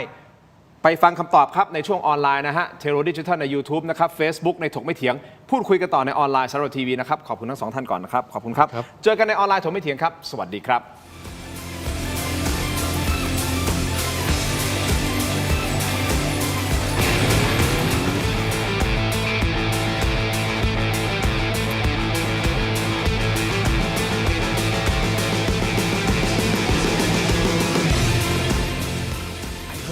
ชูการ์ฟรีชุ่มคอมีสารสกัดสมุนไพร4ชนิด I Herb You ชูการ์ฟรีด้วยนะ I Herb You บ้านนึกถึงแอปบ้านๆบายแจมมีซับให้เลือกมากกว่า 5,000 รายการดาวน์โหลดได้แล้ววันนี้ทั้งระบบ iOS และ Android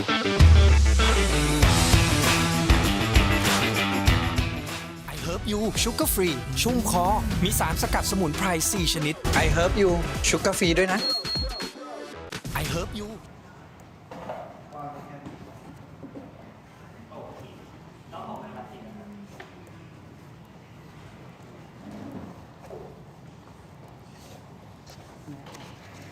อุ้ยอ๋อมีวางคอมด้วยวันนี้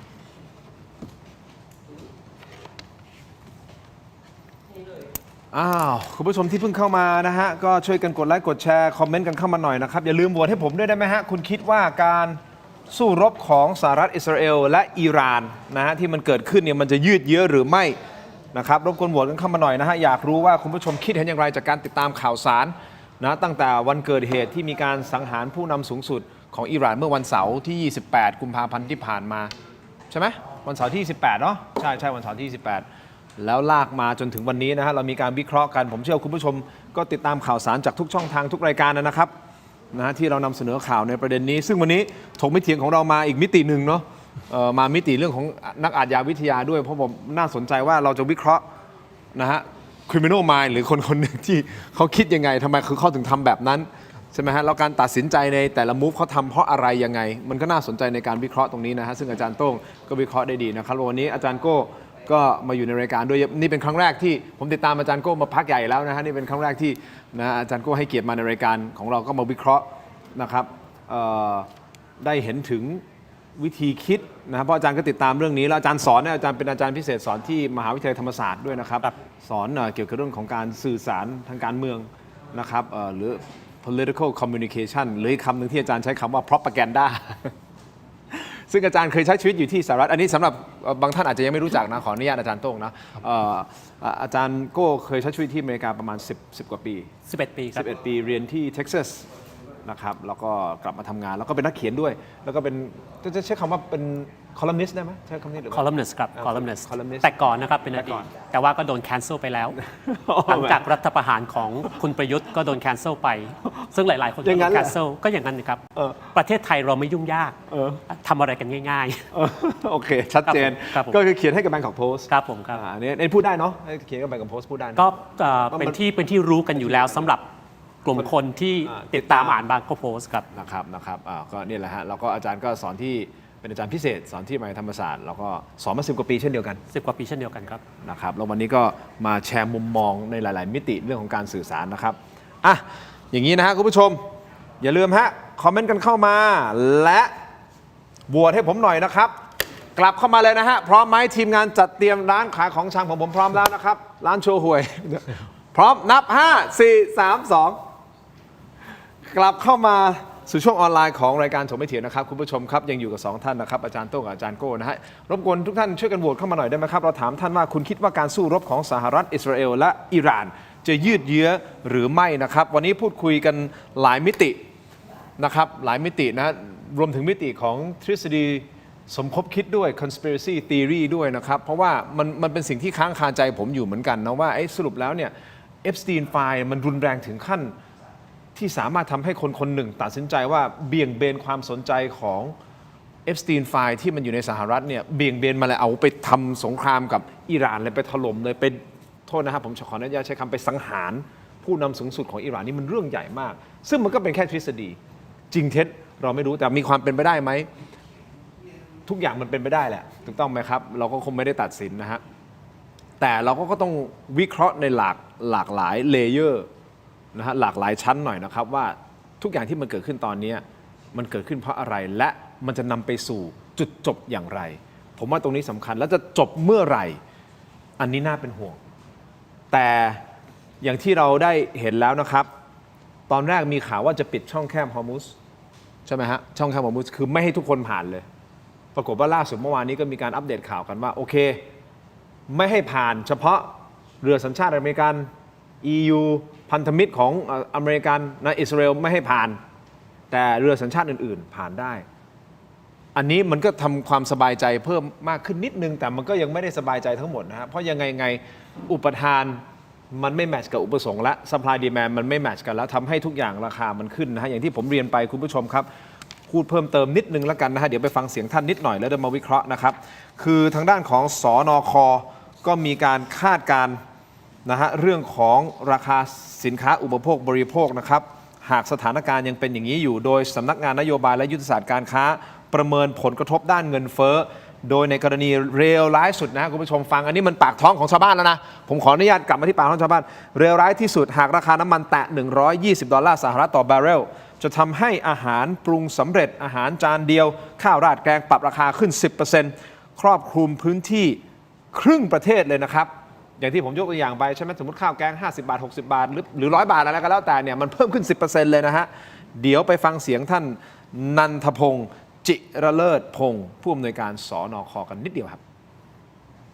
ในส่วนที่3 scenario นะครับก็คือถ้าสมมติราคาน้ำมันในตลาดโลกเพิ่มขึ้นที่$120ต่อบาร์เรลนะครับมีคาดการณ์ว่าอาจจะมากกว่า3นะครับแล้วก็ assumption อีกอันก็คือคาดการณ์อาหารสำเร็จรูปนะครับราคาเพิ่มขึ้น 10% นะครับแล้วก็มากกว่า 50% ของพื้นที่ทั่วประเทศนะครับแล้วแน่นอนสินค้าที่มีผลกระทบมากนะครับเวลาน้ำมันขึ้นก็คืออาหารสำเร็จรูปนะครับที่มักจะขึ้นนะครับแล้วก็อาจจะกดลงยากนิดนึงนะครับอันนี้ก็คือขอนำเรียนหลักการในส่วนที่3มุมของนักอาชญาวิทยาแน่นอนแหละถ้าผมถามว่าอาจารย์โต้งคิดว่าจะยืดเยื้อหรือไม่อย่างไรมันก็ต้องไปดูที่ตัวคนก่อนว่าตัวคนจะทำให้ยืดเยื้อหรือเปล่าอาจารย์วิเคราะห์นิดนึงได้ไหมฮะว่าคิดว่ามันจะยืดเยื้อไหมครับครั้งนี้ก่อนจะไปถึงตรงนั้นขออนุญาตเป็นข้อมูลนึงครับพี่ทินคือปรากฏมีข้อมูลนะครับว่าหลานสาวคุณโดนัลด์ทรัมป์เนี่ยเขียนหนังสือเกี่ยวกับลุงของเขานะหลานสาวของโดนัลด์ทรัมป์เขียนหนังสือเกี่ยวกับตัวโดนัลด์ทรัมป์เองใช่ใช่ซึ่งมีศักดิ์เป็นลุงหลานกันใช่ครับเขียนเรื่องชื่อว่าสั้นๆว่า too much and never enough ไปสามารถหาซื้ออ่านได้นะครับ too much มากเกินไปแต่ไม่เคยพอเขียนเกี่ยวกับเรื่องว่าผู้ชายที่อันตรายที่สุดเหมือนครอบครัวของโดนัลด์ทรัมป์นะฮะสร้างผู้ชายที่อันตรายที่สุดต่อโลกใบนี้หลานสาวนะครับตอนแรกมีการคุยกันว่าไม่ควรจะมีการเผยแพร่ตีพิมพ์แต่ปรากฏสุดท้ายเนี่ยก็ไปตีพิมพ์จนได้นะครับสะท้อนให้เห็นว่าแม้กระทั่งคนในครอบครัวเองอ่ะพี่ทีลองคิดดูนะครับว่ายังมองเลยว่าลุงเขาเนี่ยเป็นคนอันตรายที่สุดนะในการที่จะเป็นผู้นำแต่ผมก็มีคำถามตามมาเหมือนกันนะครับพี่ทินว่าแล้วทำไมคนสังคมอเมริกันเนี่ยคนส่วนใหญ่จึงเลือกเขาเป็นประธานาธิบดีสหรัฐแน่นอนก็ว่ากลับมาว่าสุดท้ายก็คือต้องยอมรับไงเมื่อเขาเป็นประชาธิปไตยแต่หนังสือเล่มนี้สะท้อนความเป็นตัวตนของเขาครับว่าตั้งแต่การอบรมเลี้ยงดูตั้งแต่เด็กๆของคุณพ่อที่เลี้ยงดูประธานาธิบดีท่านมานะครับเติบโตขึ้นมานะคือสอนว่าต้องชนะเท่านั้นแพ้ไม่เป็นนะครับไม่สนใจวิธีการให้มาซึ่งชัยชนะอันนี้ไหมที่วกกลับมาที่พี่ทินถามว่าจะยืดเยื้อไหมผมว่าจริงๆแล้วเนี่ยเขามีแผนอยู่แล้วว่าจะทำยังไงเขาคงไม่ถึงขนาดว่าจะใช้สงครามนิวเคลียร์นะครับแต่ว่าเขาต้องคิดว่าทำให้อิหร่านเนี่ยหมดสมรรถนะทางการทหารมากที่สุดเพื่อจะได้อย่างน้อยอเมริกันด้วยเนี่ยนะครับคนอเมริกันเองเนี่ยก็จะได้เข้าไปยึดพื้นที่ตรงนั้นในการเจรจาต่อรองเรื่องผลประโยชน์ประการสำคัญเขาประกาศแล้วว่าเขามีลิสต์ของผู้นำว่าจะเอาใครขึ้นมาเป็นผู้นำนั่นหมายความว่าเขาจะต้องเป็นการพูดคุยเจรจาเรื่องผลประโยชน์ได้ผมว่าตรงนี้เป็นเรื่องที่เขากำลังพิจารณาอยู่แต่ถ้าเกิดถามว่าต้องการยืดเยื้อไหมผมว่าคนอเมริกาเองเนี่ยจริงๆแล้วไม่ต้องการยืดเยื้อหรอกครับพี่ทินโดยเฉพาะถ้าเกิดมีฐานอเมริกันเนี่ยเสียชีวิตเพิ่มมากขึ้นผมว่าเขาจะเกิดกระแสตีกลับทันทีนะครับเหมือนคนตั้งคำถามครับว่าทำไมคุณไม่ส่งลูกคุณไปรบบ้างล่ะ บรอนทรัมป์เขาบอกว่าสูงเกินไงสูงเกินเอาดูภาพเขาบอกสูงเกินไม่สามารถที่จะไปร่วมได้เพราะมันสูงเกินเขาสูง6 ฟุต 9 นิ้ว200 กว่าเซนเลยสูงเกินคนมีอำนาจจะพูดอะไรก็ได้งั้นนะถูกไหมฮะก็กฎหมายอำนาจอยู่ในมือของแพทย์พินถูกไหมครับโอเคอาจารย์โต้งเสริมนิดนึงนะฮะคุณผู้ชมสิ่งที่อาจารย์โต้งพูดเกี่ยวกับหนังสือเล่มนี้นะครับคือตอนนี้เขาบอกขายได้เกือบ1 ล้านเล่มเฉพาะจากยอดจองซื้อล่วงหน้านะฮะนี่ฮะหนังสือ Too Much and Never Enough ของ Mary Trump ซึ่งเป็นหลานสาวของประธานาธิบดีโดนัลด์ทรัมป์ของสหรัฐนะมียอดจองซื้ออาจารย์โก้ 950,000 เล่มยอดจองซื้อนะฮะเป็นสถิติที่สูงที่สุดของสำนักพิมพ์ Simon & Schuster นี่นะฮะขออนุญาตพอดี iPad หน้าจอของผมมันจะเปื้อนๆนิดนึงแต่ว่าโอเคนี่ให้เห็นเล่มนี้นี่คือหนังสือเล่มนี้แล้วครับน่าสนใจแล้วต้องไปหาซื้ออ่านดูนะครับเล่มนี้ครับลองดูจะได้เข้าใจอีกมุมหนึ่งแล้วกันมันจริงเท็จเราก็ไม่รู้นะใช่ไหมอาจารย์โก้ใช่ไหมมันก็เป็นอีกมุมหนึ่งที่สามารถที่จะวิเคราะห์เพิ่มเติมได้คราวนี้ตัดภาพมาที่คำถามเดิมคำถามเดียวยืดเยื้อหรือไม่ยืดเยื้ออาจารย์โก้คิดว่ายังไงมันไม่มีคำตอบหรอกครับว่าจะยืดเยื้อหรือไม่ถ้าเราจะวิเคราะห์และเข้าใจเนี่ยเราก็จะต้องดูว่าซีนาริโอมันมีอะไรบ้างเริ่มต้นที่ทรัมป์ไม่ต้องการให้ยืดเยื้อแน่นอนอยู่แล้วเขาไม่ต้องการยืดเยื้อ regime change ยุทธศาสตร์ของมันก็คือคุณโจมตีอย่างหนักและคุณหวังว่าหรือคุณพยายามที่จะกระตุ้นให้ประชาชนในประเทศนั้นลุกฮือขึ้นมาและกองทัพก็แบ่งแยกไปและก็จะสามารถที่จะล้มการปกครองอันนั้นได้นั่นคือหลักสูตรของ regime change ซึ่งจะต้องเกิดขึ้นเร็ววันแต่ทีนี้มันยังไม่เกิดขึ้นและถ้าดูข่าวนะครับ CNN รายงานเองว่า CIA เนี่ยพยายามที่จะเข้าไปปลุกระดมพยายามที่จะเข้าไปปลุกระดมกองกำลังชนกลุ่มน้อยของเคิร์ตเพื่อที่จะให้ลุกฮือขึ้นมาแต่ก็ยังไม่ลุกขึ้นมาเนื่องจากข้างในไม่ลุกขึ้นมาคราวนี้ยากแล้วและก็ประเด็นสำคัญก็คือว่าทรัมป์จะต้องส่งกองกำลังทัพบกเข้าไปหรือไม่อันนี้แหละอาจารย์อันนี้แหละเชิญต่อน่าสนใจจะส่งเข้าไปนี่ดีดนิ้วส่งเข้าไปไม่ได้นะครับอำนาจอยู่ที่สภาต้องอนุมัติสมมุติว่าอนุมัติส่งเข้าไปแล้วอะไรจะเกิดขึ้นหลังจากนั้นอย่างที่อาจารย์โต้งได้พูดนะครับจิตวิทยาคนอเมริกันหรือไม่ว่าคนในสังคมชาติใดบนโลกใบนี้ถ้าเห็นโลงศพบรรทุกกลับมามีธงชาติคลุมศพแรกอาจจะรับได้ศพที่10อาจจะรับได้แต่ถ้าหลาย10หลายร้อยหลายพันจะรับได้ไหมนี่คือบทเรียนของอเมริกาตั้งแต่สมัยสงครามเวียดนามซึ่งเวียดนามรบไม่ชนะซักสมรภูมิแต่รบชนะทางการเมืองทำให้เจ็บจนกระทั่งอเมริกานั้นถอยนั่นก็คือยุทธศาสตร์ของอิหร่านเหมือนกันทำให้เจ็บจนกระทั่งถอยทรัมป์อาจจะบอมศักยภาพของอิหร่านเละหมดแต่ก็ไม่ชนะจะชนะได้ก็ต่อเมื่อคุณสามารถเข้าไปยึดและบังคับให้เขาทำตามแต่นี่เข้าไปยึดมันก็ยากอีกเพราะว่าอิหร่านไม่ใช่อิรักพื้นที่ราบคุณแสดงศักยภาพรถถังปุ้มเข้าไปทีเดียวชนราบเป็นหน้ากลองหมดอิหร่านมีแต่หุบเขามีแต่วาลลี่คุณจะเอารถถังเล่นเข้าไปดื้อๆไม่ได้ดีไม่ดีคุณไปติดอยู่ในกับดักวาลลี่โดนเขาล้อมยิงเอง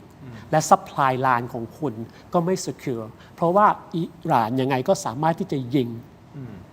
กอล์ฟสเตทได้ทุกประเทศเพราะฉะนั้นไม่ได้หมายความว่าจะไม่เกิดขึ้นไม่ได้หมายความว่าถ้าจะทำแล้วไม่ชนะแต่หมายความว่ามันยืดเยื้อมันยาวและมันก็จะเจ็บอิหร่านเพียงแค่ทำให้อเมริกานั้นเจ็บเกินไปที่จะทำต่อก็จึงจะต้องยกธงขาวและสังเกตไม่ต้องกลับไปที่เวียดนามก็ได้อัฟกานิสถานตอนนี้ใครเป็นรัฐบาลตาลิบันใช่ไหมฮะมันยืดเยื้อยาวจนกระทั่งกูไม่ไหวแล้วกูถอยดีกว่าใช่ไหมครับอิรักตอนนี้กว่าจะได้รัฐบาลชาวเคิร์ดมาจะต้องพังพินาศเสียชีวิตไปเท่าไหร่ต่อเท่าไหร่ทุกคนก็มีบทเรียนแต่อัฟกานิสถานไม่ใช่ยุคของโดนัลด์ทรัมป์เนี่ยถูกไหมไม่ใช่ยุคโดนัลด์ทรัมป์ครับแต่ว่าอันนี้คือยุคโดนัลด์ทรัมป์นะอาจารย์โก้ถูกต้องแล้วผมขออนุญาตหยิบคำพูดของอาจารย์โต้งพูดว่าคือต้องชนะอย่างเดียวถูกปลูกฝังว่าเป็นอย่างนั้นต้องชนะอย่างเดียวนั่นหมายความว่า mindset ของเขากูต้องชนะอย่างเดียว ถ้าเป็น mindset แบบนี้นั่นหมายความว่าเขาจะสู้จนสุดริมทิ่มประตูว่าชนะอย่างเดียวเราอย่าลืมว่าโดนัลด์ทรัมป์ไม่ใช่เผด็จการอ๋อเหรอไม่ใช่เผด็จการเขาจะใช้เขาอยากจะเป็นเผด็จการเขาทำตัวเป็นเผด็จการแต่ไม่ว่าคุณจะทำอะไรคุณมีสภาคองเกรสคุณมีสภาเซเนตคุณมีสื่อคอยเช็คคุณมีประชาชนคอยเช็คมันไม่ง่ายขนาดนั้นที่จะดีดนิ้วและจะทำตามที่ฉันต้องการทุกอย่างโอเคงั้นผมขออันนี้อาจารย์ต้องเมื่อกี้จะเสริมอะไรนะขออนุญาตเสริมอาจารย์โก้หนึ่งครับว่าผมว่ายุทธวิธีที่เขาใช้นะครับโดนัลด์ทรัมป์เนี่ยตีให้น่วมแล้วขู่ให้กลัวแล้วให้เจรจาคือตีให้หนักตีให้น่วมแล้วขู่ด้วยถ้ามึงกลัวสุดท้ายเจรจาพอเจรจาปุ๊บเขาก็รู้สึกว่าเขาไม่เสียหน้าอย่างเงี้ยเนี่ยแล้วก็เหมือนที่เราคุยกันก่อนเริ่มรายการครับพี่ทินว่าเขาเริ่มบอกมาแล้วว่าอิหร่านขอเจรจาจิตวิทยาไหมครับอิหร่านรีบมาปฏิเสธว่าไม่เคยเจรจาอิหร่านบอกใครจะไปบอกตอนเจรจาไม่ได้พูดไงครับอ๋อแต่จะเป็นลักษณะแบบนี้วิธีการที่เขาใช้ตลอดมาเรื่องการทำงานของเขาการลงการเมืองของเขานะครับมันก็น่าคิดเหมือนกันนะเขาก็ต้องขายเรื่องนี้แหละครับให้ประชาชนของเขายังซัพพอร์ตอยู่ให้หลายๆคนยังซัพพอร์ตอยู่ก็ต้องขายไปเรื่อยๆแต่ความเป็นจริงคืออะไรนี่อีกเรื่องหนึ่งถ้าเขาเป็นคนที่แพ้ไม่ได้นะครับผมอาจารย์ก็ด้วยความเคารพนะคือถ้าแพ้ไม่ได้นั่นหมายความว่าเขาก็ต้องหาทางลงแบบที่เขาไม่รู้สึกว่าเขาแพ้ในสายตาโดยเฉพาะในสายตาของคนที่ซัพพอร์ตเขาถูกต้องไหมทางลงไม่ยากครับสังหารผู้นำแล้วทำลายศักยภาพทางด้านนิวเคลียร์แล้วกลับบ้านได้ทุกเมื่อและคนที่เป็นสาวกที่เป็นด้อมหรือเป็นนางแบบเวอร์ชันของเขาพูดอะไรก็เชื่อพูดอะไรก็ทำตามแต่ณตอนนี้ในสมองของทรัมป์เขายังมองว่าเขาสามารถทำให้ได้มากกว่านี้มันยังไม่ถึงเวลาสำหรับเขาที่จะบอกว่าพอแล้วจริงๆบอกว่าพอแล้วตอนนี้ก็ได้เพราะว่าทำลายศักยภาพพวก facility ทำนิวเคลียร์ไปเกือบ 100% แล้วบอมสักขนาดนั้นแล้วแต่อีโก้อย่างเขามันต้องมากกว่านี้บ้าอำนาจอย่างเขายังไม่ยอมจะต้องพยายามเสี่ยงขึ้นไปทีละก้าวทีละก้าวทีละก้าวดูซะว่าฉันสามารถที่จะทำได้เยอะขนาดไหนและเอามาได้เยอะขนาดไหนดันไปให้สุดเพดานให้สุดเพดานถ้าไม่สุดเพดานไม่ใช่ทรัมป์แสดงว่าตอนนี้ยังไม่สุดเขาคิดว่ายังไม่สุดสำหรับทรัมป์มันยังไม่สุดไม่สุดอย่างไรคุณผู้ชมครับตอนนี้มีรายงานข่าวออกมาว่าทางด้านของอิหร่านนะครับมีคนเสียชีวิตกว่า 1,200 ศพแล้วนะฮะนี่คือที่อิหร่านนะครับส่วนของสหรัฐอเมริกาเองมีผู้เสียชีวิตถ้าตัวเลขล่าสุดผมไม่ผิดเนี่ยคือประมาณ6 คนอิสราเอลเองก็มีผู้เสียชีวิตนะครับรู้สึกจะประมาณ11หรือ12ประมาณนี้นะครับคุณผู้ชม1,200 คนซึ่งผมเชื่อว่าส่วนมากในนั้นน่ะเป็นประชาชนคนธรรมดาที่อาจจะไม่รู้อิโหนอิเหน่คือเอาแหละระบบการปกครองแล้วแต่คุณผู้ชมจะมองยังไงว่าอิหร่านเป็นยังไงใช่ไหมครับแต่ว่าเขาเป็นประชาชนคนธรรมดาที่แน่ๆอย่างน้อยๆในนั้นน่ะ150-160 คนน่ะคือเป็นนักเรียนผู้หญิงครับที่เสียชีวิตจากการโจมตีครั้งนี้อาจารย์ตุ้งแล้วตัวเลขนี้มันจะขึ้นไปอีกมากขนาดไหนและสุดของโดนัลด์ทรัมป์ที่เราคุยกันคือจะสุดไปถึงที่ไหนจนทำให้ผมคิดไปถึงอีกประเด็นหนึ่งก็คือเรื่องของการยิงโตร์ปิโดจากเรือดำน้ำแล้วไปจมเรือของอิหร่านซึ่งตามข่าวเขาอ้างว่าไปฝึกถูกต้องไหมฮะไปฝึกที่ศรีลังกาใช่ไหมฮะที่ร่วมกันแล้วก็ใช้ชื่อฝึกที่บอกว่ามารวมตัวกันใช่ไหมฮะแล้วก็มีหลายๆประเทศรวมถึงสหรัฐก็ไปร่วมฝึกครั้งนี้ด้วยนะฮะตั้งแต่กุมภาพันธ์นะครับและนี่เป็นภาพที่เขาตั้งใจปล่อยออกมาจาก Periscope ก็คือเป็นกล้องจากเรือดำน้ำเนี่ยให้เห็นเลยว่าเขาถล่มเรือลำนี้แล้วก็มีทหารในนี้เนี่ยจริงๆคือประมาณสัก130 คนถ้าตัวเลขถ้าผมจำไม่ผิด130 คนแต่ว่าเสียชีวิตนี่คือประมาณที่ยืนยันแล้วนะฮะประมาณ86 รายและยังมีผู้สูญหายอีกนะครับคุณผู้ชมโดยที่ไม่มีสัญญาณบอกล่วงหน้ามาก่อนเลยกำลังเดินทางกลับจากพิธีสวนสนามเอาละมันก็มีบางคนก็วิเคราะห์ไปว่าอ๋อก็เขากำลังจะกลับไปปฏิบัติการไงคือกลับออกมาแล้วใช่ไหมต่อให้ไม่มีอาวุธเขาบอกไม่มีอาวุธเนาะเพราะมันไปร่วมพิธีสวนสนามเนาะไม่มีอาวุธก็ตามใช่ไหมฮะแต่เขากำลังจะกลับไปก็อาจจะเป็นภัยคุกคามได้สำหรับสหรัฐเองเขาอาจจะมองอย่างนี้ก็ได้อันนี้แล้วแต่ละท่านที่จะมองในมุมนี้นะครับแต่ที่ผมอยากจะตั้งประเด็นตรงนี้นะเรียนถามอาจารย์ทั้งสองท่านก็คือว่า สหรัฐอเมริกาสามารถที่จะปฏิบัติการแบบนี้โดยที่ไม่มีสัญญาณล่วงหน้าบอกมาก่อนนั่นหมายความว่าอะไรหมายความว่าเขาสามารถที่จะแทรกซึมไปบนโลกใบนี้กับเรือดำน้ำที่ไม่มีใครรู้เลยอ่ะแล้วอยู่ดีๆปุ้มโจมตีเลยนั่นหมายความว่าสหรัฐสามารถควบคุมโลกใบนี้ได้แล้วใช่หรือไม่อันนี้ผมตั้งเป็นคำถามนะฮะแล้วก็มาวิเคราะห์กันนะครับ ผม อาจาร เถีย ย์ งนิดนึงใช้คำว่าแทรกซึมไม่ได้ ต้องใช้ ไม่ได้แทรกซึม ไม่ได้แทรกซึมนะ มันชัดเจน โอเคโอเคชัดเจนขอบคุณอาจารย์โอเค คือถ้าเรามองโลกเป็นกระดานหมากรุกใช่ไหมครับ เราก็จะเห็นว่าอริของอเมริกานั้นโดนวางหมากเตรียมรุกพิฆาตไว้หมดแล้ว สังเกตนี่นะครับอิหร่านห้อมล้อมประเทศที่ห้อมล้อมเพื่อนบ้านนั้นเต็มไปด้วยฐานทัพอเมริกากอล์ฟสเตทมีฐานทัพอเมริกาทุกประเทศ เหนือขึ้นไปตุรกีฐานทัพตุรกีนั้นฐานอเมริกาก็ใช้สอยลงมาที่ทะเลเมดิเตอร์เรเนียนไซปรัสมีฐานทัพอังกฤษแต่ทัพอเมริกันก็สามารถใช้สอยยาวขึ้นไปอีกในยุโรปรัสเซียก็ถูกล้อมโดยเนโตหมดข้ามทวีปมาที่เอเชียตะวันออกกลางจีนก็โดนห้อมล้อมเริ่มต้นจากเกาหลีใต้ซึ่งก็มีฐานทัพอเมริกาญี่ปุ่นก็มีฐานทัพอเมริกาไต้หวันไม่มีฐานทัพอเมริกาแต่ทุกคนก็รู้ดีว่าถ้าจีนบุกมาเมื่อไหร่ทัพอเมริกาทั้งจากเกาหลีใต้และญี่ปุ่นก็จะกระโดดมายาวลงมาอีกนะครับจีนอาจจะสามารถใช้ทัพเรือเรียมของกัมพูชาได้แต่อเมริกาก็สามารถใช้ทัพเรือสัตหีบของเราได้ยาวลงมาอีกฐานทัพแชงจีฐานทัพเรือของสิงคโปร์ทัพเรืออเมริกาก็ตั้งอยู่ถาวรยาวลงมาอีกฟิลิปปินส์ก็มีทัพอเมริกาฐานทัพออสเตรเลียก็มีฐานทัพอเมริกาเพราะฉะนั้นนะครับถ้าคุณส่องมาจากโลกดาวอังคารยืนมองกับพี่เต้ถ้าเขาได้ไป ยืนมองลงมาคุณก็จะเห็นได้ว่าอเมริกาวางหมากไว้หมดแล้วและนี่คือความหมายของเกณฑ์ของการเป็นมหาอำนาจระดับโลกเพราะฉะนั้นเขาจะยิงใครเมื่อไหร่ตรงไหนไม่ต้องแปลกใจเขามีศักยภาพท้องทะเลเองแปซิฟิกFleet ของ US ก็คุม Mediterranean Fleet ก็มีทุกสิ่งทุกอย่างมันวางล็อกไว้หมดแล้วเพียงแต่ว่าจะหยิบมาใช้เมื่อไหร่เท่านั้นเองมองอีกมิติหนึ่งที่อาจารย์ก็พูดนะครับก็ทำให้ผมนึกถึงรัสเซียกับจีนด้วยครับที่ไปถล่มอย่างเงี้ยแล้วใกล้ๆด้วยนะจริงๆห่างจากประเทศไทยไม่ได้มากเท่าไหร่ไม่กี่ร้อยกิโลนะฮะคุณผู้ชมครับแล้วก็แถวนี้แหละมันก็ทำให้เห็นว่านี่เป็นการโชว์ศักยภาพหรือเปล่าอาจารย์ต้องมองคือถ้ามองอีกมิติหนึ่งนะมองมิติเรื่องของนักอาชญาวิทยามองว่าเฮ้ยถล่มปึ้งตรงนี้ใช้โอกาสยิงโป้งจีนกับรัสเซียหนาวเลยนะก็ผมโชว์ศักยภาพหรือเปล่าเชือดไก่ให้ลิงดูอะไรประมาณนี้ผมว่าเขาสามารถนะก็เป็นการส่งสัญญาณนะครับพี่ทินแล้วก็ส่วนหนึ่งก็ต้องยอมรับว่าจีนเองก็พึ่งพาน้ำมันจากอิหร่านเยอะพอสมควรผมว่ามีคำถามสำคัญตรงนี้ครับพี่ทินว่าตกลงอเมริกาเนี่ยเป็นตำรวจโลกหรือเป็นอันธพาลของโลกเราจะตอบได้ก็ในเมื่อของผู้นำในแต่ละยุคแต่ละสมัยที่ขึ้นมาอย่างเราดูประธานาธิบดีก่อนหน้านี้หลายท่านนะครับอย่างเช่นคุณโอบามาเนี่ยก็จะเป็นอีกแนวหนึ่งถูกไหมครับแต่ขณะที่คุณทรัมป์ก็เป็นอีกแนวหนึ่งก็ขึ้นอยู่กับว่าใครเนี่ยจะมาขึ้นมาเป็นผู้นำแต่แน่นอนครับเราต้องยอมรับว่าข้อมูลทางการทหารของสหรัฐอเมริกาเนี่ยเขามีอยู่ทุกประเทศทั่วโลกและข้อมูลการข่าวยกตัวอย่างเช่นเขาสามารถจะส่งกองกำลังเข้าไปเนี่ยไปจับผู้นำเวเนซุเอลาได้เลยอันนี้เป็นการสะท้อนให้เห็นว่าหรือส่งกองกำลังเข้าไปเนี่ย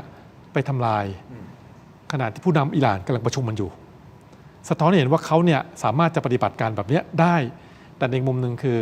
ไหนคุณบอกว่าคุณเป็นประเทศที่เคารพในสิทธิมนุษยชนไงแต่ขณะที่เขาสามารถจะทำอะไรก็ได้บนโลกใบนี้ผมว่าก็เลยวกกลับมาว่าตกลงเขาเป็นตำรวจโลกหรือเป็นอันธพาลของโลกครับพี่ทินนะขอเสริมตรงนี้ได้ไหมครับอาจารย์โต้พูดประเด็นได้ดีมากคือผมเห็นที่สังคมทะเลาะกันไม่ใช่แค่ในสังคมไทยนะครับทั่วโลกพอมีใครวิพากษ์วิจารณ์รัฐบาลทรัมป์กับสงครามอันนี้ก็จะมีคนในกลุ่มหนึ่งมาบอกว่าอ้าวคุณเข้าข้างรัฐอิสลามของอิหร่านเหรอคุณไม่รู้เหรอว่าเขาทำอะไรไว้บ้างอันนี้มันเป็นอาร์กิวเมนต์ที่ผิดมากเพราะว่าอย่างที่อาจารย์ต้องบอกนะครับคือรีจิมของอิหร่านเป็นยังไงทำอะไรไม่มีใครเขาคาดหวังอะไรหรอกแต่อเมริกาคุณแต่งตั้งตัวเองว่าเป็นอะไรคุณแต่งตั้งตัวเองว่าเป็น leader of the free world ผู้นำของโลกเสรีคุณแต่งตั้งตัวเองว่าเป็นแชมเปี้ยนของ human rights สิทธิมนุษยชนคุณสถาปนาตัวเองว่าคุณเป็น model ของประชาธิปไตย democracy แต่คุณ คุณปฏิบัติตนเช็คเช่นอันธพาลนักเลงและบูลลี่ นี่คือสิ่งที่โลกและประชาชนของเขาเองเพ่งเล็งและวิจารณ์เชกเช่นเดียวกันกับท่านนี้คุณผู้ชมครับขอเสริมไปต่อเลยนะครับ ก็คือคาลาฟอาเมดเอลฮับตูชื่อนี้คุณผู้ชมครับอาจจะไม่เคยได้ยินไม่ค่อยได้ยิน แต่ผมเชื่อว่าชาวอาหรับเองจะรู้จักท่านนี้ดี เพราะว่าเป็นมหาเศรษฐีชาวสหรัฐอาหรับเอมิเรตส์ท่านนี้เลยนะครับและท่านเป็นอดีตนักการทูตท่านเขียนจดหมายเปิดผนึกเลยนะเขียนจดหมายเปิดผนึกถึงนายโดนัลด์ทรัมป์ประธานาธิบดีสหรัฐเขียนว่ายาวมากแล้วเขียนในภาษาอาหรับิกนะครับแล้วก็มีการแปลออกมา แล้วก็หัวใจสำคัญคือการตั้งคำถามอย่างตรงไปตรงมาและรุนแรงต่อการปฏิบัติการโจมตีอิหร่านร่วมกับอิสราเอลทางด้านของอัลฮับตูท่านนี้นะฮะก็ส่งจดหมายปิดผนึกถึงผู้นำของสหรัฐแล้วบอกว่าผู้นำที่แท้จริงไม่ได้วัดจากการตัดสินใจทำสงครามแต่จากปัญญาความเคารพผู้อื่นและความพยายามผลักดันสันติภาพและยังมีเขียนแล้วผมไปอ่านนะครับอ่านคำแปลนะครับเขียนข้อความอีกยาวเลยนะครับแต่หนึ่งในประเด็นที่เขียนแล้วน่าสนใจคือคุณเคยได้ยิน Board of Peace ไหมครับใช่ไหมฮะอาจารย์ก็ Board of Peace นะอาจารย์โต้ง Board of Peace คืออะไรฮะเอาแปลเป็นภาษาไทยตรงๆง่ายๆก็คือคณะกรรมการสันติภาพที่โดนัลด์ทรัมป์เป็นคนริเริ่มนะครับและประชุมเมื่อล่าสุดเมื่อประมาณเดือนที่แล้วเองมั้งฮะ ครับใช่ ไม่นานมานี้เองนะครับโดยมีสมาชิกเนี่ยเขามีเชิญสมาชิกเข้าไปเนี่ยหลายประเทศนะครับแล้วการที่จะเข้าไปร่วมในบอร์ดเนี่ยนะครับในคณะกรรมการนี่นะครับเขาบอกว่าจะต้องเอาเงินเข้าไปอยู่ในกองทุนเนี่ย1,000 ล้านเหรียญสหรัฐนะที่เป็นข่าวโด่งดังเลยเขาบอกว่าเขาเนี่ย30,000 กว่าล้านอ่ะเข้าไปร่วมจ่ายเงินเข้าไปในกองทุนเพื่อที่จะอยู่ในบอร์ดเนี่ยคณะกรรมการแห่งสันติภาพโดยวัตถุประสงค์หลักของบอร์ดอันนี้คืออะไรฮะสร้างเสถียรภาพสันติภาพเพราะมันชื่อมันบอกอยู่แล้ว Board of Peace Peace ก็คือสันติภาพใช่ไหมครับท่านแอลฮับตูก็เลยถามไงครับว่าไอ้บอร์ดที่คุณตั้งมาเนี่ยที่คุณเป็นคนริเริ่มอ่ะแล้วนี่เหรอคุณน่ะกำลังสร้างความวุ่นวายให้กับประเทศพันธมิตรที่อยู่ในตะวันออกกลางด้วยกันแล้วมีการตั้งคำถามว่าแล้วไอ้เงินที่เข้าไปอยู่ในกองทุนเนี่ยประเทศละ1,000 ล้านเหรียญสหรัฐคือประมาณ 30,000 กว่าล้านบาทเนี่ยเงินไปไหนเงินไปทำอะไรเป็นการส่งจดหมายฉบับนี้ที่รุนแรงมากจากมหาเศรษฐีท่านนี้ซึ่งชาวอาหรับเองนะครับก็บอกว่าถ้าท่านนี้ออกมาเคลื่อนไหวเนี่ยโอ้มันสั่นสะเทือนเหมือนกันนะแค่โพสต์ X นี้ของท่านนะครับวิวประมาณ10 กว่าล้านวิวนะเนี่ยโพสต์ประมาณ2 วันก่อนก็เลยเกิดคำถามครับทรัมป์สนใจไหม อาจารย์ต้องคิดว่าเขาจะสนใจไหมเขียนแบบเนี้ยประนามถามแล้วรู้สึกเขาก็เคยเป็น business partner ด้วยกันด้วยนะผมเข้าใจว่าเป็นอย่างนั้นเพราะเป็นนักพัฒนาอสังหาริมทรัพย์นะครับสำหรับแอลฮับตูท่านนี้คือผมว่าถ้าเกิดโดยเนเจอร์ของทรัมป์เนี่ยนะเขาไม่สนใจหรอกครับคือเขาอาจจะฟังบ้างแต่เขาก็ด้วยความที่ใจเขาต้องการจะทำแบบเนี้ยลักษณะคาแรคเตอร์เขาเป็นอย่างนั้นขออนุญาตเพิ่มเติมนิดนึงผมว่าจริงแล้วสันติภาพเนี่ยไม่ได้เกิดจากการมีคณะกรรมการนะครับพี่ทินเกิดจากการกระทำของเขาเนี่ยแหละผู้นำอะถ้าคุณทำเนี่ยโดยการที่มีการเคารพในสิทธิมนุษยชนเนี่ยไม่จำเป็นจะต้องมีคณะกรรมการเลยนะครับแต่ประเด็นคือคำถามคือแล้วทำไมเหมือนที่บอกเขาตั้งขึ้นมาแต่คุณเองละที่เป็นคนละเมิดและขณะเดียวกันอเมริกาเองเป็นคนเรียกร้องนี่ครับว่าต้องเคารพในเรื่องของความเห็นต่างประชาธิปไตยสิทธิมนุษยชนแต่สุดท้ายสิ่งเหล่านี้ไม่มีเลยก็ลุยมันทุกอย่างเลยแต่สุดท้ายอ้างเรื่องความชอบธรรมนะครับผมว่านี่เป็นกรณีศึกษาสำหรับประเทศเราแล้วกันว่าต่อไปเด็กเนี่ยที่จะเติบโตขึ้นมาเป็นผู้นำเนี่ยเราต้องการผู้นำแบบไหนบ้างล่ะครับพี่ทินผู้นำที่มีคุณธรรมที่มีความเมตตามีความเมตตามีคุณธรรมแล้วก็มีคนที่เคารพในความเห็นต่างส่วนจะท่านผู้ชมบอกว่าคุณทำจะเป็นแบบนี้หรือไม่ผมว่าแล้วแต่คนจะตัดสินแล้วครับแล้วแต่ละท่านแล้วครับแต่อาจารย์ก็พูดในรายการในช่วงของทีวีก็บอกว่าจริงๆผู้นำเขาก็ไม่ได้มาเอาวางเรื่องคุณธรรมวางเรื่องความเมตตาไว้ก่อนเอาผลประโยชน์เป็นหลักก่อนมักจะเป็นอย่างนั้นครับก็ขึ้นอยู่กับเรามองว่าเราต้องการผู้นำแบบไหนถ้าผู้นำที่แบบแนวแบบนี้แข็งก้าวร้าวดุดันบ้าระห่ำก็ได้ประมาณนี้ครับแต่กำลังจะพูดถึงว่าถ้าเราประเทศเราเองจะขับเคลื่อนหรือว่าจะสร้างเด็กเยาวชนขึ้นมาเป็นผู้นำเนี่ยเราควรจะต้องมีแบบไหนแล้วเพราะเรารู้พอทราบแบ็กกราวด์ของคุณทำอยู่แล้วถูกไหมครับแพ้ไม่เป็นนะครับอาจารย์ก็คิดยังไงครับว่าการที่นายคาลัฟอักเมดแอลฮับตูเขียนอย่างนี้ถึงประธานาธิบดีโดนัลด์ทรัมป์เลย คือโดนัลด์ทรัมป์ตัวเขาเองไม่ฟังหรอก แต่โดนัลด์ทรัมป์ถ้านานไปเรื่อยๆ สถานการณ์อาจจะบังคับให้ฟัง เพราะว่าอะไรครับ เพราะว่ากลุ่มประเทศกอล์ฟสเตทเนี่ยเงินที่เขาได้มาจากผลิตขายน้ำมันหรือแก๊สเนี่ยมันคือเงินเพโตรดอลลาร์ดอลลาร์น้ำมัน มันเป็นเงินที่ไปลงทุนไปแบกตลาดหุ้นของอเมริกาเซกเตอร์เทคโนโลยีของอเมริกาไม่ว่าจะเป็น AI เป็น Cloud Center เป็น Data Center อะไรก็แล้วแต่ ถ้าสงครามมันยืดเยื้อถ้าอิหร่านสามารถที่จะทำลายโรงงานผลิตน้ำมันโรงงานผลิตแก๊สได้ซึ่งที่บาห์เรนก็โดนไปแล้วโรงงานหนึ่งนะฮะเขาก็จะไม่สามารถที่จะประกอบกิจการได้ Strait of Hormuz นะครับโดนบล็อกเองก็ขายของไม่ได้ถ้าขายไม่ได้ทำเงินไม่ได้ก็ไม่มีเพโตรดอลลาร์มาลงทุนมาแบกตลาดหุ้นและก็เซกเตอร์เทคโนโลยีของอเมริกาแล้วอะไรจะเกิดขึ้นเศรษฐกิจก็จะพังนี่คือยุทธศาสตร์ที่อิหร่านสามารถเอาชนะได้คือคุณรบยังไงคุณก็ไม่ชนะหรอกแต่ถ้าคุณสามารถทำให้มันปั่นป่วนในอเมริกาไม่ว่าทางด้านสังคมหรือทางด้านเศรษฐกิจทำให้มันพังได้เนี่ยท้ายสุดแล้วทรัมป์ก็จะโดนบังคับไปในตัวให้ยุติเองเพราะว่าเขาไม่ใช่เผด็จการเขาถูกเลือกตั้งมามันผันผวนได้ตลอดนะครับนี่คือปัจจัยสำคัญในเกมสงครามหรือการเมืองอันนี้เพราะฉะนั้นสิ่งที่คุณบิลเลนแอร์คนที่พูดเนี่ยมันมีนัยยะสำคัญเพราะว่าเขาไม่พูดหรอกถ้ากระเป๋าตังค์ของเขาไม่โดนมันโดนแล้วมันจะโดนหนักเรื่อยๆเพราะฉะนั้นสงครามมันมีหลายมิติมากอันนี้ก็น่าวิเคราะห์ต่อนะฮะคุณผู้ชมครับเดี๋ยวผมขออนุญาตพอดีทีมงานเขาทักผมมานิดนึงนะฮะบอกว่าที่เรือดำน้ำยิงโตร์ปิโดแล้วไปถล่มเรือฟรีเกตเนี่ยที่บ่อยแถวศรีลังกาแล้วผมบอกว่าห่างจากประเทศไทยไม่กี่ร้อยกิโลเมตรเนี่ยนะฮะผมไม่แน่ใจว่าผมพูดว่าไม่กี่ร้อยกิโลเมตรหรือว่า100 กิโลเมตรไม่กี่ร้อยไม่แน่ใจไปย้อนฟังดูนิดนึงเพราะถ้าสมมติบอกว่า100 กิโลเมตรเนี่ยไม่ใช่นะครับเพราะว่ามันใกล้เกินไปคือมันไม่กี่ร้อยกิโลเมตรอาจจะประมาณสัก500-600 700เลยผมไม่แน่ใจมันเท่าไหร่อ่ะมีข้อมูลใช่ไหมทีมงานบอกว่าโอเคทีมงานหาข้อมูลเพิ่มเติมจากจุดที่เรืออิหร่านถูกตอร์ปิโดนะครับยิงแล้วก็จมเนี่ยนะครับห่างจากประเทศไทยเท่าไหร่ถ้านับจากอ่าวไทยวัดได้2แบบนะฮะระยะทางเส้นตรงหากวัดเป็นเส้นตรงตัดผ่านแผ่นดินภาคใต้ของไทยทะเลอันดามันและอ่าวเบงกอลจนไปถึงศรีลังการะยะทางอยู่ที่ประมาณ 2,300 ถึง 2,400 กิโลเมตรระยะทางเดินเรือถ้าเดินเรือเนี่ยมันก็จะต้องอ้อมถูกต้องไหมฮะอ้อมแหลมมาลายูผ่านสิงคโปร์ลอดผ่านช่องแคบมะละกาเข้าสู่ทะเลอันดามันแล้วก็ข้ามมหาสมุทรอินเดียจนถึงศรีลังกาเดินเรือประมาณ 2,000 อาจารย์จ๊ะเป็นคนพูดใช่อาจารย์จ๊ะเป็นคนพูดนะครับเราก็เลยหยิบมาก็คือพูดกันเป็นการเล่าออกสู่กันฟังขออภัยครับแก้ไขข้อมูล ไม่เป็นไรใช่ไหมเราพลาดเราก็ต้องทุกคนพลาดได้ถูกครับนี่คือมนุษย์ถูกครับพูดให้เห็นภาพนี่ทะเลาะกันเองเลยใช่ไหม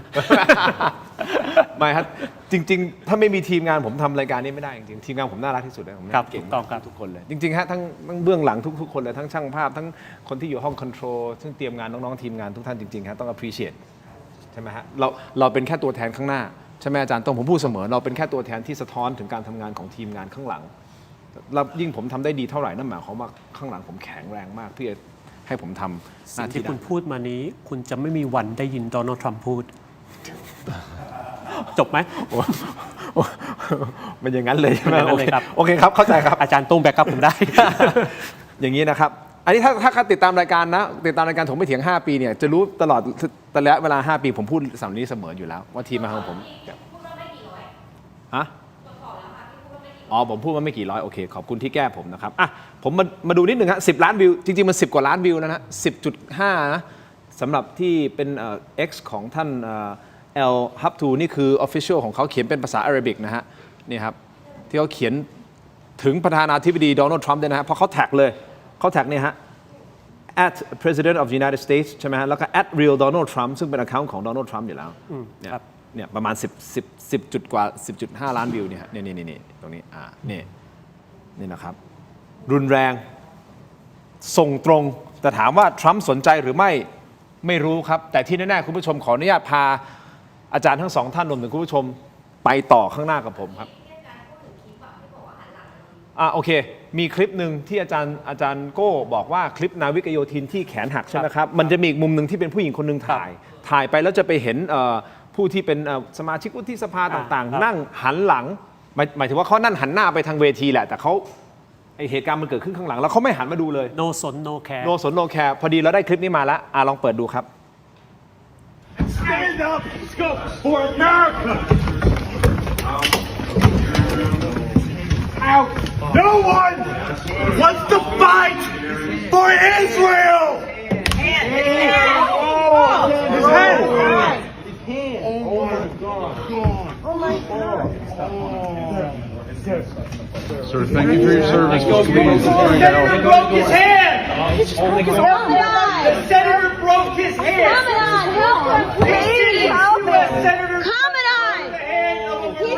He's a Marine. Somebody come help him. Control your Senate committee! Look at you guys. You're robots. You won't even look back. Look at you guys. You're like robots. Oh my God. What is happening? Look at you guys ก็ดูพวกคุณสิแม้กระทั่งหันมามองก็ยังไม่หันมามองเลยอ่ะเนี่ยฮะ นี่ยังไปไม่ถึงตอนพูดเชม มีเชมคือน่าละอายใจนี่นะครับเป็นเหตุการณ์ที่เกิดขึ้นก็คือเป็นฝั่งเนี่ยเขาจะกั้นใช่ไหมฝั่งของทางด้านของสมาชิกต่างๆที่มาประชุมอยู่ด้านหน้าเห็นไหมครับไม่มีใครหันกลับมามองเลยทั้งที่เหตุการณ์ความวุ่นวายเสียงกระดูกหักชัดเจนอาจารย์โต้งเคราะห์ดังมากเลยนะฮะคุณผู้ชมครับนี่ก็เป็นภาพนี้คุณผู้ชมครับโอ้โทษนะมันแค่ดูแล้วยังเจ็บแทนเลยนะฮะโอเคครับจากเรื่องนี้ขออนุญาตไปต่ออย่างที่ผมบอกไปว่าผมขอพาอาจารย์ทั้งสองท่านและคุณผู้ชมนะครับเดินข้างหน้าไปกับผมครับเอาละเรื่องของสถานการณ์อิหร่านนะกับสหรัฐกับอิสราเอลมันยังดูท่าทีว่าไม่รู้จะจบลงแบบไหนแล้วจะยืดเยื้อขนาดไหนอันนี้ต้องรอติดตามนะครับแต่เรื่องนี้มันยังไม่ไปถึงไหนยังไม่จบถึงไหนประธานาธิบดีโดนัลด์ทรัมป์พูดถึงคิวบาไปคิวบาแล้วด่านแรกเวเนซุเอลาใช่ไหมฮะจัดการเรียบร้อยแล้วถูกต้องไหมฮะมาดูโรอยู่มัดต่อมาไปถล่มอิหร่านและไม่ทันไรนี่พูดถึงคิวบาแล้วอาจารย์เนี่ยคนนี้ยังไงเนี่ยคืออันนี้จะเป็นการเบี่ยงเบนกรณีที่เกิดขึ้นกับอิหร่านโดยเบี่ยงเบนไปคิวบาหรือเปล่าอาจารย์โต้งมองยังไงฮะเดี๋ยวก่อนที่จะไปที่อาจารย์โก้ครับก็เป็นในมุมหนึ่งว่าเขาก็พยายามจะให้เบี่ยงความสนใจไปที่คิวบาแล้วนะครับแล้วก็ต้องการเป็นการส่งสัญญาณด้วยว่าเขาไม่ได้อยู่แค่นี้และเขาจะทำในสิ่งที่เขาเคยบอกไว้นะครับซึ่งเขาเคยเกริ่นไว้อยู่แล้วว่าเหมือนจะมาจัดระเบียบเช่นเรื่องอาวุธนิวเคลียร์จัดระเบียบเรื่องผู้นำอะไรทำไม่ถูกต้องอะไรเงี้ยแต่ก็คงภาวนาว่าอย่ามาไทยแล้วกันนะคงไม่ต้องเอ่ยชื่อประเทศไทยเพราะเราเป็นพันธมิตรที่ดีต่อกันนะครับเราเป็นพันธมิตรกับทุกคนครับยกเว้นตอนนี้กัมพูชาครับนะฮะอันนี้ก็ต้องติดตามนะกัมพูชานี่ประมาทไม่ได้เหมือนกันนะฮะเราพูดว่าประมาทไม่ได้เหมือนกันนะครับว่าจะเกิดอะไรขึ้นนะฮะแต่ในมูฟนี้ที่จะไปคิวบาอาจารย์โก้มองยังไงต้องเข้าใจบริบทมันก่อนมาโกรูบิโอเป็นคนอะไรเป็นมีเชื้อสายคิวบาคิวบันอเมริกันทรัมป์ชนะเลือกตั้งหลากหลายปัจจัยแต่ปัจจัยหลักอันหนึ่งก็คือชนะที่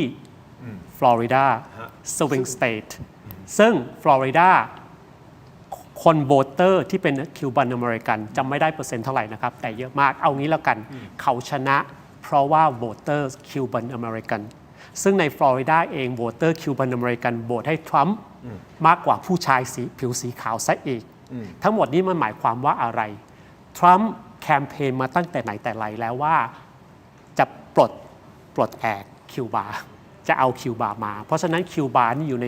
กระดานหมากรุกอยู่แล้วเพราะฉะนั้นนะครับการเบี่ยงความสนใจมาตรงคิวบาเนี่ยมันไม่ใช่เป็นการแค่เบี่ยงเฉยๆมันเป็นการส่งสัญญาณว่าเขาอาจจะพร้อมแล้วที่จะจัดการกับคิวบาเพราะอะไรครับเพราะว่า Western Hemisphere เนี่ยตั้งแต่ไหนแต่ไรแล้วอยู่ในครอบครองของอเมริกาซูเปอร์พาวเวอร์ปกป้องแต่เพียงผู้เดียวกำแพงทวีปอเมริกาเหนืออเมริกากลางอเมริกาล่างนี่คือซีกโลกตะวันตกซีกโลกตะวันตกใช่ไหมครับมันมีแค่คิวบาที่ไปอยู่กับโซเวียตยูเนียนเพราะว่าฟิเดลคาสโตร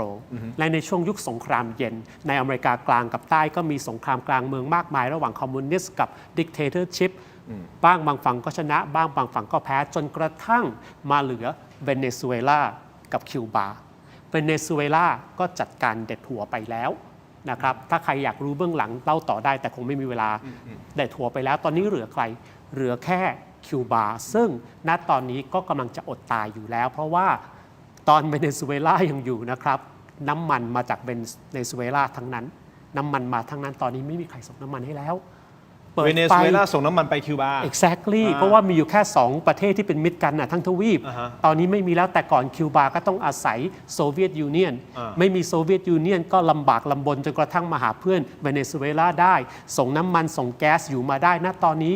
ไม่มีอะไรเหลือแล้ว มันสุกงอมแล้วทรัมป์ก็อาจจะมองว่าถึงเวลาแล้วที่ไปจัดการโดยวิธีใดวิธีหนึ่ง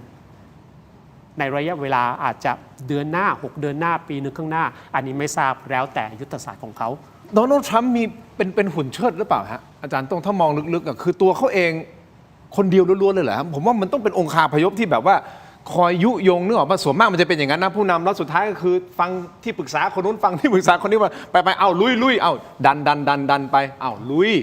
คนออกหน้าคือโดนัลด์ทรัมป์แต่จริงๆคือข้างหลังเป็นไปได้ไหมอาจารย์คือปฏิเสธไม่ได้ว่าการคือเป็นผู้นำแบบนี้นะครับทุกประเทศทั่วโลกต้องมีทีมงานหมายว่าทีมงานทั้งในการป้อนข้อมูล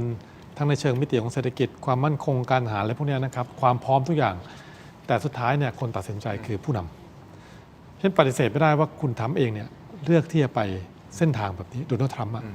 เลือกที่จะทำแบบนี้เองก็เป็นไปตามที่เขาเคยประกาศไว้ก็สะท้อนอีกว่าอะไรสะท้อนอีกว่าผมว่าทำไมเราย้อนกลับไปเหมือนยุคล่าอาณานิคมพี่ถึงตรงไหนมีผลประโยชน์อย่างเช่นอิหร่านเนี่ยเขามองแล้วเขาก็บอกด้วยว่าเขาจะแต่งตั้งผู้นำเนี่ยที่มาอเมริกาต้องเห็นด้วยเนี่ยใช่ต้องเห็นด้วยต้องเข้ากับฉันได้ใช่ครับแต่เขาไม่ยอมบอกเบื้องหลังอีกว่าน้ำมันถูกไหมครับอันนี้ก็เหมือนกันนะครับเช่นวิธีการพูดง่ายๆเป็น hidden agenda ตลอดมีวาระซ่อนเร้นอะไรตลอดก็คือการเมืองแต่เป็นบริบทการเมืองของโลกใบนี้ฉะนั้นผมเชื่อว่าโดนัลด์ทรัมป์เองก็เช่นกันเขาก็ต้องมีคณะมีทีมงานอยู่แล้วเพียงแต่ว่าสุดท้ายเนี่ยเขาก็มองว่าผลประโยชน์อาจจะเป็นในเชิงของธุรกิจและคนอเมริกานะครับอาจารย์โต้งนิดเดียวผมถามอาจารย์โต้งแล้วผมจะถามอาจารย์โก้ด้วยนะคำถามนี้คือถ้าเป็นจีนกับรัสเซียตอนนี้มองอยู่มองสหรัฐเล่นแบบนี้ในมุมของนักอาชญาวิทยามองว่าผู้นำของจีนท่านสีจิ้นผิงนะครับผู้นำของรัสเซียวลาดิเมียร์ปูตินเนี่ยทั้งสองท่านเนี่ยคิดว่าเขากำลังคิดอะไรอยู่และวางแผนอะไรอยู่อาจารย์อันนี้มุมนักอาชญาวิทยาล้วนๆเลยนะผมอยากรู้ต้องวิเคราะห์ประเด็นแรกเนี่ยผมว่าตอนนี้ต่างคนต้องเรียกว่าต่างไม่ไว้ใจซึ่งกันและกันจีนเองเท่าที่ทราบก็กำลังเร่งผลิตหัวรบนิวเคลียร์แน่นอนรัสเซียอเมริกาเนี่ยมีอันดับต้นๆของโลกแน่นอนนะครับนั่นหมายความว่าเขาก็ต้องคิดว่าเกิดวันหนึ่งอเมริกายึดไปเรื่อยบุกไปเรื่อยได้บ่อน้ำมันไปบ้างได้ทรัพยากรจากที่นั่นที่นี่บ้างและสุดท้ายถ้ามายังประเทศในกลุ่มในเขตของเขาบ้างล่ะหรือแม้กระทั่งเช่นไปจีนบ้างรัสเซียบ้างล่ะเขามีศักยภาพในการตอบโต้บ้างน้อยเพียงไรเราสังเกตด้วยนะครับการที่เอาตอร์ปิโดเนี่ยไปยิงเรือเขาดื้อๆเลยเนี่ยแล้วมาโชว์ภาพให้เห็นเนี่ยผมว่าเป็นสงครามในเชิงจิตวิทยาเหมือนกันทางฝั่งการทหารไม่ใช่เฉพาะของฐานของอิหร่านเท่านั้นนะครับแต่ไปยังประเทศอื่นด้วยว่าเนี่ยความพร้อมของอเมริกาเนี่ยขนาดไหนพูดง่ายๆคือคุณตายแบบไม่รู้ตัวเรือดำน้ำยิงตอร์ปิโดไปเลยแล้วเขาไม่สนใจด้วยนะครับในยุคของทรัมป์เนี่ยนะแสดงว่าตอนนี้ท่านสีจิ้นผิงท่านวลาดิเมียร์ปูตินคือนั่งไม่ติดเก้าอี้แล้วแหละผมว่าคงต้องนั่งก็แน่นอนครับผมว่าข้อมูลการข่าวเขาก็ต้องรู้อยู่แล้วครับเตรียมพร้อมครับโอเคอาจารย์โก้สองคำถามครับเป็นสองคำถามเดียวกันก็คือว่า1ประธานาธิบดีโดนัลด์ทรัมป์อาจจะไม่ได้เป็นคนตัดสินใจคนเดียวหรือเปล่าหมายถึงว่าทีมของเขาเป็นคนยุส่วนมากจะเป็นอย่างนั้นหรือเปล่าผมไม่แน่ใจนะผู้นำบางทีมันก็จะมีคนคอยยุนึกออกไหมเอา conspiracy theory ไหมมี conspiracy เอา Illuminati ไหมหรือเอา Zionist movement เอางี้ละกันอันนี้คือคำถามที่1นะคำถามที่2นะครับเรื่องของจีนกับรัสเซียเชิญอันแรกก่อนครับเอาที่จับต้องได้แน่นอนทรัมป์เขามีทีมงานแต่อย่าลืมนะครับผมพูดซ้ำแล้วซ้ำอีกทรัมป์เป็นผู้นำของประเทศประชาธิปไตยทีมงานที่พูดถึงนี้เราไม่ได้สามารถแค่พูดถึงทีมงานในครม.ของเขาเราอย่าลืมนะครับว่าที่อเมริกาเนี่ยระบบของเขา lobbyist แข็งแกร่งมาก lobbyist สำคัญมาก lobbyist ระดับเบอร์1เบอร์2เบอร์3คือใครทุกคนก็รู้ดี lobbyist อิสราเอลหลายคนอาจจะไม่รู้ lobbyist Cuban American หลายคนอาจจะไม่รู้ lobbyist Iranian American lobbyist นี่นะมี lobbyist เขามีทุกกลุ่มแหละครับยกเว้นประเทศไทยเราไม่มีเราไปจ้าง lobbyist เราถ้าจะจ้างแต่เขามีทุกกลุ่มที่เป็นกลุ่ม interest เพราะฉะนั้นอะไรครับถ้าคำถามมีอยู่ว่าทำไมทรัมป์ ต้องการคิวบาคำตอบก็คือเพราะ lobbyist Cuban American ช่วยเขาแล้วก็โหวตให้เขาที่ฟลอริดา โอเค และต่อยาวไปอีกทีหนึ่ง ถ้าทรัมป์ต้องการให้ J.D. Vance รองประธานาธิบดีปัจจุบัน ซึ่งทรัมป์จะหมดสมัยอีก 2 ปีจะเป็น J.D. Vance ถ้าต้องการให้ J.D. Vance นั้นชนะที่ฟลอริดาโดยโหวตคิวบันอเมริกันก็ต้องไปจัดการคิวบันอเมริกันมาเหมือนกัน เพราะฉะนั้นนี่คือ how democracy works นะครับจะว่าดีไม่ดีนั่นอีกเรื่องหนึ่งแต่มัน work โดย lobbyist มัน work โดยกลุ่มคนที่มีสิทธิ์เลือกตั้งที่เป็น strategic ในแต่ละพื้นที่ในแต่ละเขต ไปถามการเมืองบ้านใหญ่ของบ้านเราก็ได้ครับ ทุกคนก็รู้ทุกคนก็มี strategy เหมือนกัน บ้านใหญ่โอเคเปรียบเทียบมาเมืองไทยคือบ้านใหญ่ บ้านใหญ่โอเคนี่ประเด็นแรกที่2ใช่ไหมฮะจีนรัสเซียจะต้องทำยังไงมันไม่ได้มีอะไรมากที่จะทำได้อย่างที่อธิบายไปแล้วกระดานหมากรุกอเมริกาวางหมากไว้หมดแล้วไม่ว่าใครจะคิดยังไงด้วยอารมณ์ของตนศักยภาพความเป็นมหาอำนาจของอเมริกาล้ำกว่าจีนและรัสเซียหลายศตวรรษทศวรรษ10 ปีทศวรรษหลายศตวรรษเกินไปเพราะฉะนั้นณตอนนั้นไม่สามารถทำอะไรได้แต่สิ่งที่ทำได้และสิ่งที่อาจจะเคยทำมาแล้วนั่นก็คือทำยังไงไม่ให้ J.D. Vance ชนะการเลือกตั้งครั้งหน้าในเทอมต่อไปโอเคไม่ให้เป็นการสืบทอดอำนาจว่างั้นเถอะไม่ให้เป็นการสืบทอดอำนาจเพราะว่าเดโมแครตขึ้นมามันก็จะอีกบุคลิกหนึ่งจุดเป้าหมายอาจจะอันเดียวกันแต่บุคลิกและการกระทำก็จะเป็นอีกแบบหนึ่งเพราะฉะนั้นถ้าคุณจะเล่นอเมริกาจะ manipulate จะชักจูงอเมริกามันมีวิธีมันมียุทธศาสตร์ของมันที่แน่ๆเอาปืนไปยิงกับเขาคุณตายก่อนแน่ๆแพ้แน่ๆหรือสงครามการค้ากับเขาคุณก็เจ๊งก่อนแน่ๆเพราะฉะนั้นคุณต้องไป manipulate ข้างในอันนี้น่าคิดเหมือนกันนะเราต้องแต่เรายังไม่มี lobbyist คุณเซนมีอ๋อใช่เพราะเขามีจ้าง lobbyist แน่นอนทุกคนรู้ใช่ไหมแต่เราไม่มีเราต้องมีนะเราต้องมีอย่างนี้นะฮะอาจารย์โก้อาจารย์โต้งครับพอดีทีมงานของผมเป็นทีมงานคุณภาพพอได้รับโจทย์อะไรมาแล้วเขาไม่ยอมแพ้ฮะเขาไม่ยอมแพ้เขาไปหาคลิปอันนั้นมาได้แล้วครับไปหาคลิปที่บอกว่าตอนท้ายของผู้หญิงท่านเนี้ยที่เขาถ่ายคลิปที่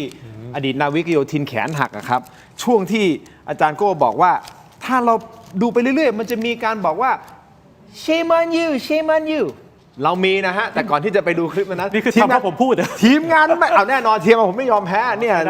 นะฮะสุดยอดเลยนะครับแต่ก่อนที่จะไปตรงนั้นไปชมคลิปนะฮะผมขออนุญาตนะฮะอาจารย์โก้ครับผมขอมอบของให้นะครับอาจารย์ครับอาจารย์โต้ด้วยนะครับขอบคุณครับคุณผู้ชมครับ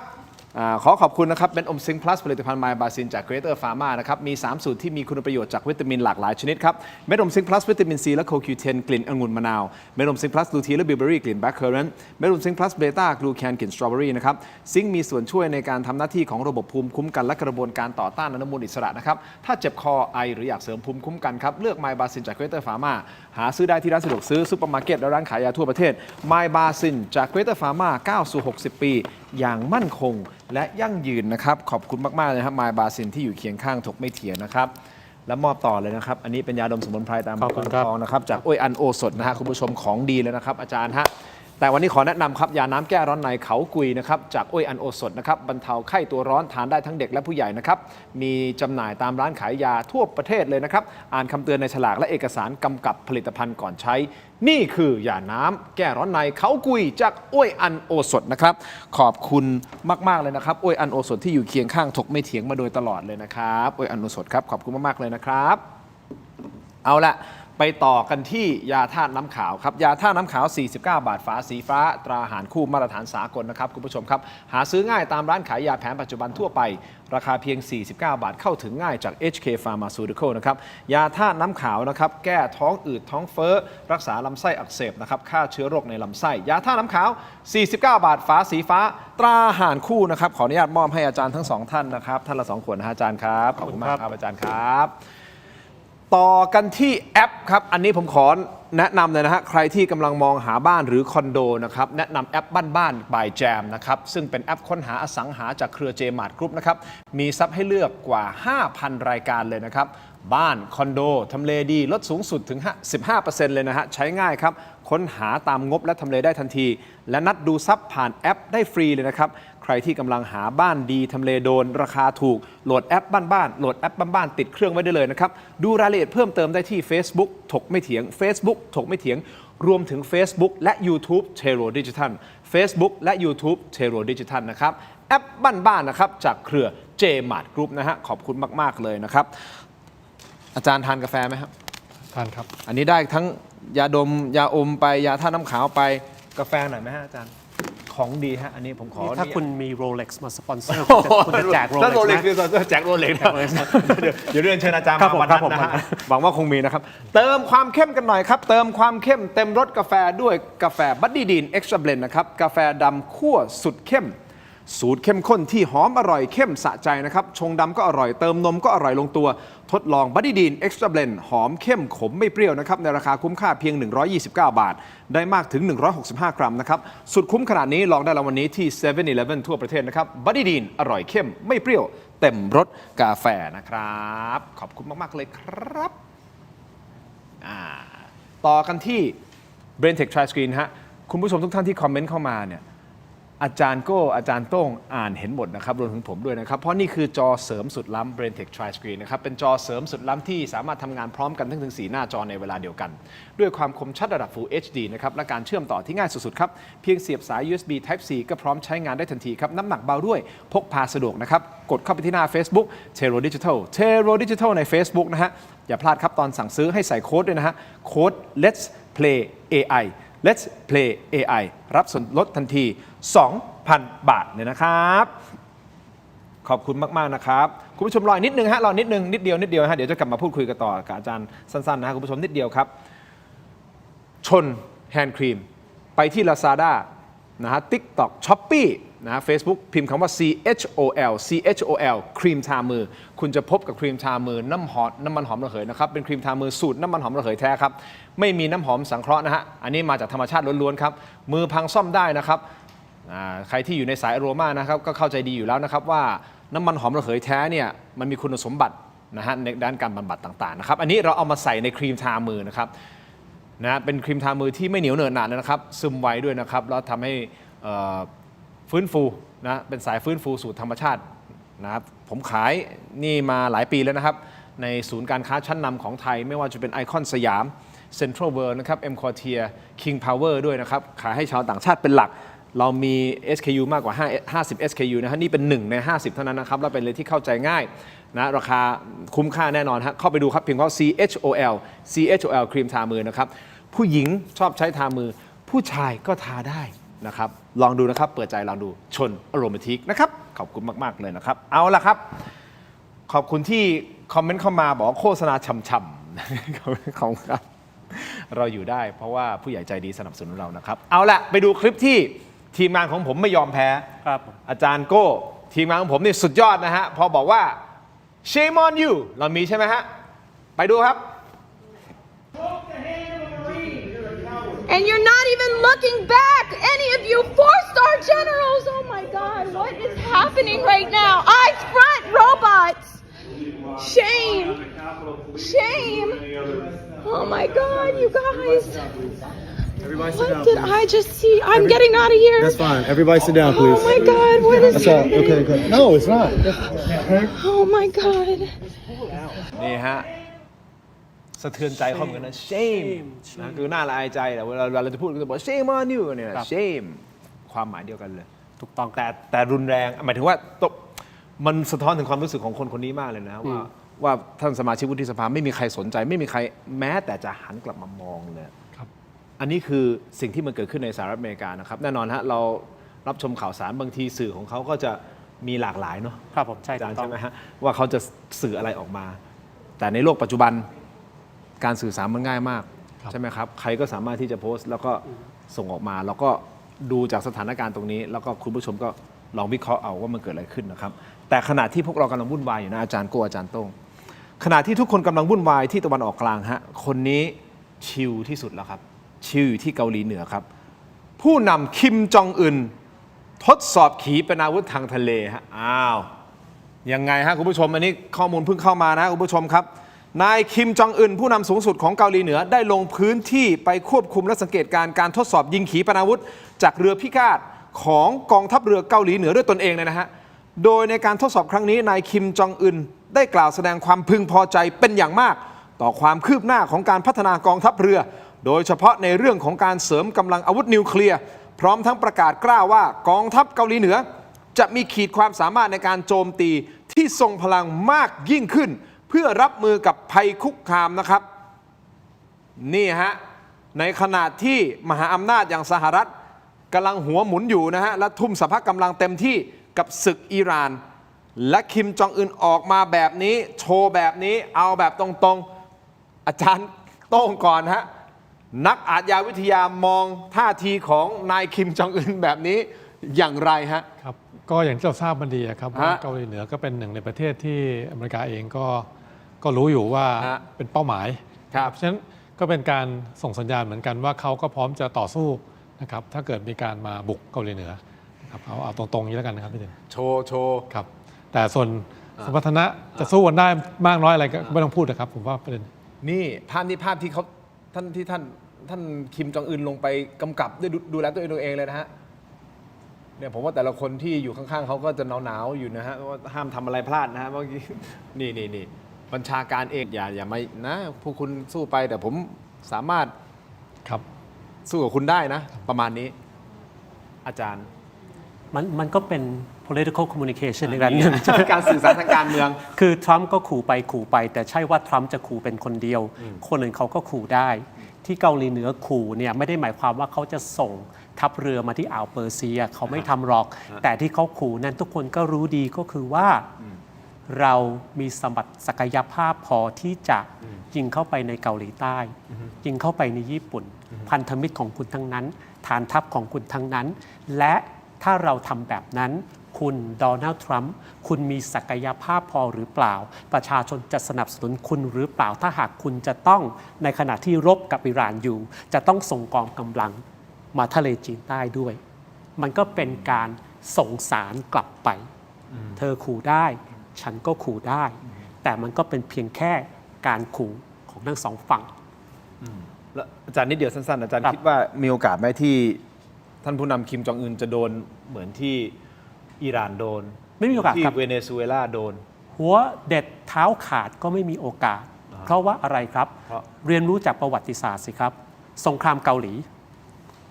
ปี51ถึงปี54นะครับเกาหลีเหนือบุกเกาหลีใต้ยึดครองแทบจะสำเร็จอเมริกา UN เข้ามา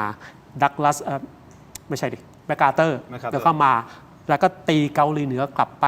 ตีกลับไปเข้าสู่ประเทศตัวเองและไม่ยอมหยุดฉันจะตีไปเรื่อยๆตีไปเรื่อยๆจนกระทั่งเกือบใกล้ชายแดนแม่น้ำยาลูระหว่างเกาหลีเหนือกับจีนอะไรเกิดขึ้นจีนปุ่มเข้ามาเพราะอะไรเหตุผลเดียวครับไม่มีวันที่จีนจะยอมให้กองทัพอเมริกาหรือกองทัพนาโตอะไรก็แล้วแต่มาตั้งอยู่บนชายแดนของตนและนี่คือหนึ่งในเหตุผลที่ปูตินต้องการยูเครนต้องการไครเมียอะไรอื่นๆไปใช่ไหมครับนี่คือเหตุผลภูมิรัฐศาสตร์มันเป็นเรื่องของพรมแดนเพราะฉะนั้นอเมริกาไม่บุกไปเกาหลีเหนือหรอกเพราะว่าคุณบุกเกาหลีเหนือปุ๊บจีนเข้ามาปั๊บไม่ใช่ว่าจะกลัวลบแพ้หรือกลัวลบชนะแต่มันจะเป็นรบสงครามโลกครั้งที่3มันอาจจะมีอาวุธนิวเคลียร์มาเกี่ยวข้องด้วยเพราะฉะนั้นนี่คือสิ่งที่แม้กระทั่งทรัมป์เองก็จะต้องระมัดระวังไม่ว่าที่ไหนก็แล้วแต่รวมถึงอีช็อตว่าอะไรสามารถเกิดขึ้นได้แต่ที่นี่เรามีบทเรียน2บทเรียนแล้วหวังว่าจะเรียนบทเรียนนั้นกันโอเคครับคุณผู้ชมครับการที่ท่านคิมจองอึนไปเยือนเรือที่เกิดขึ้นนะครับนั่นคือเกิดขึ้นในวันอังคารและวันพุธนะครับท่านคิมได้ไปเยี่ยมชมเรือชเวยอนซึ่งเป็นเรือรบลำแรกในชุดเรือพิฆาตนะชั้นชเวยอนขนาด 5,000 ตันเลยนะครับที่เกาหลีเหนือกำลังก่อสร้างอยู่ครับเป็นการส่งสัญญาณแบบนี้คุณผู้ชมครับเอาละวันนี้เรามาวิเคราะห์กันถึงหลากหลายมิติกับสิ่งที่มันเกิดขึ้นและเป็นความเคลื่อนไหวล่าสุดนะครับไม่ว่าจะที่สหรัฐอเมริกาเองที่อิหร่านเองนะครับรวมถึงเกาหลีเหนือแล้วเราก็วิเคราะห์กันวันต่อวันนะเราก็คงต้องติดตามกันต่อไปว่าตกลงมันจะพัฒนาไปถึงตรงไหนอย่างไร ประเทศไทยเราต้องเฝ้าติดตามอย่างใกล้ชิดโดยเฉพาะเรื่องของค่าครองชีพที่มีโอกาสที่จะเพิ่มขึ้น เรื่องของน้ำมันนะที่มีโอกาสที่ราคาจะแพงขึ้น และเราคงติดตามการเมืองไทยว่าเราจะได้รัฐบาลเมื่อไหร่ เพื่อที่จะมาดูแลสถานการณ์อย่างจริงจังคุณผู้ชมครับ และทีมงานของผมพาดหัวไว้อย่างไรวันนี้ ผมหวังว่าเราจะได้สรุปกับสิ่งพาดหัวของเราให้ตรงประเด็นตรง EP นะครับไม่งั้นเดี๋ยวทีมงานจะบอกว่าทำไมพี่ไม่สรุปประเด็นบึ้มใหญ่ความหมายของบึ้มใหญ่คือนิวเคลียร์เหรอทรัมป์เหิมจัดโวอิหร่านสิ้นฤทธิ์จับตาบึ้มใหญ่ลบออกจากแผนที่โลกคำถามสุดท้ายเป็นไปได้ไหมครับว่าอิหร่านจะถูกลบออกจากแผนที่โลกโอเคอันนี้คือไม่มีใครคาดเดาได้นะแต่เราลองวิเคราะห์ดูอาจารย์ต้องลองวิเคราะห์ความบ้าระห่ำของ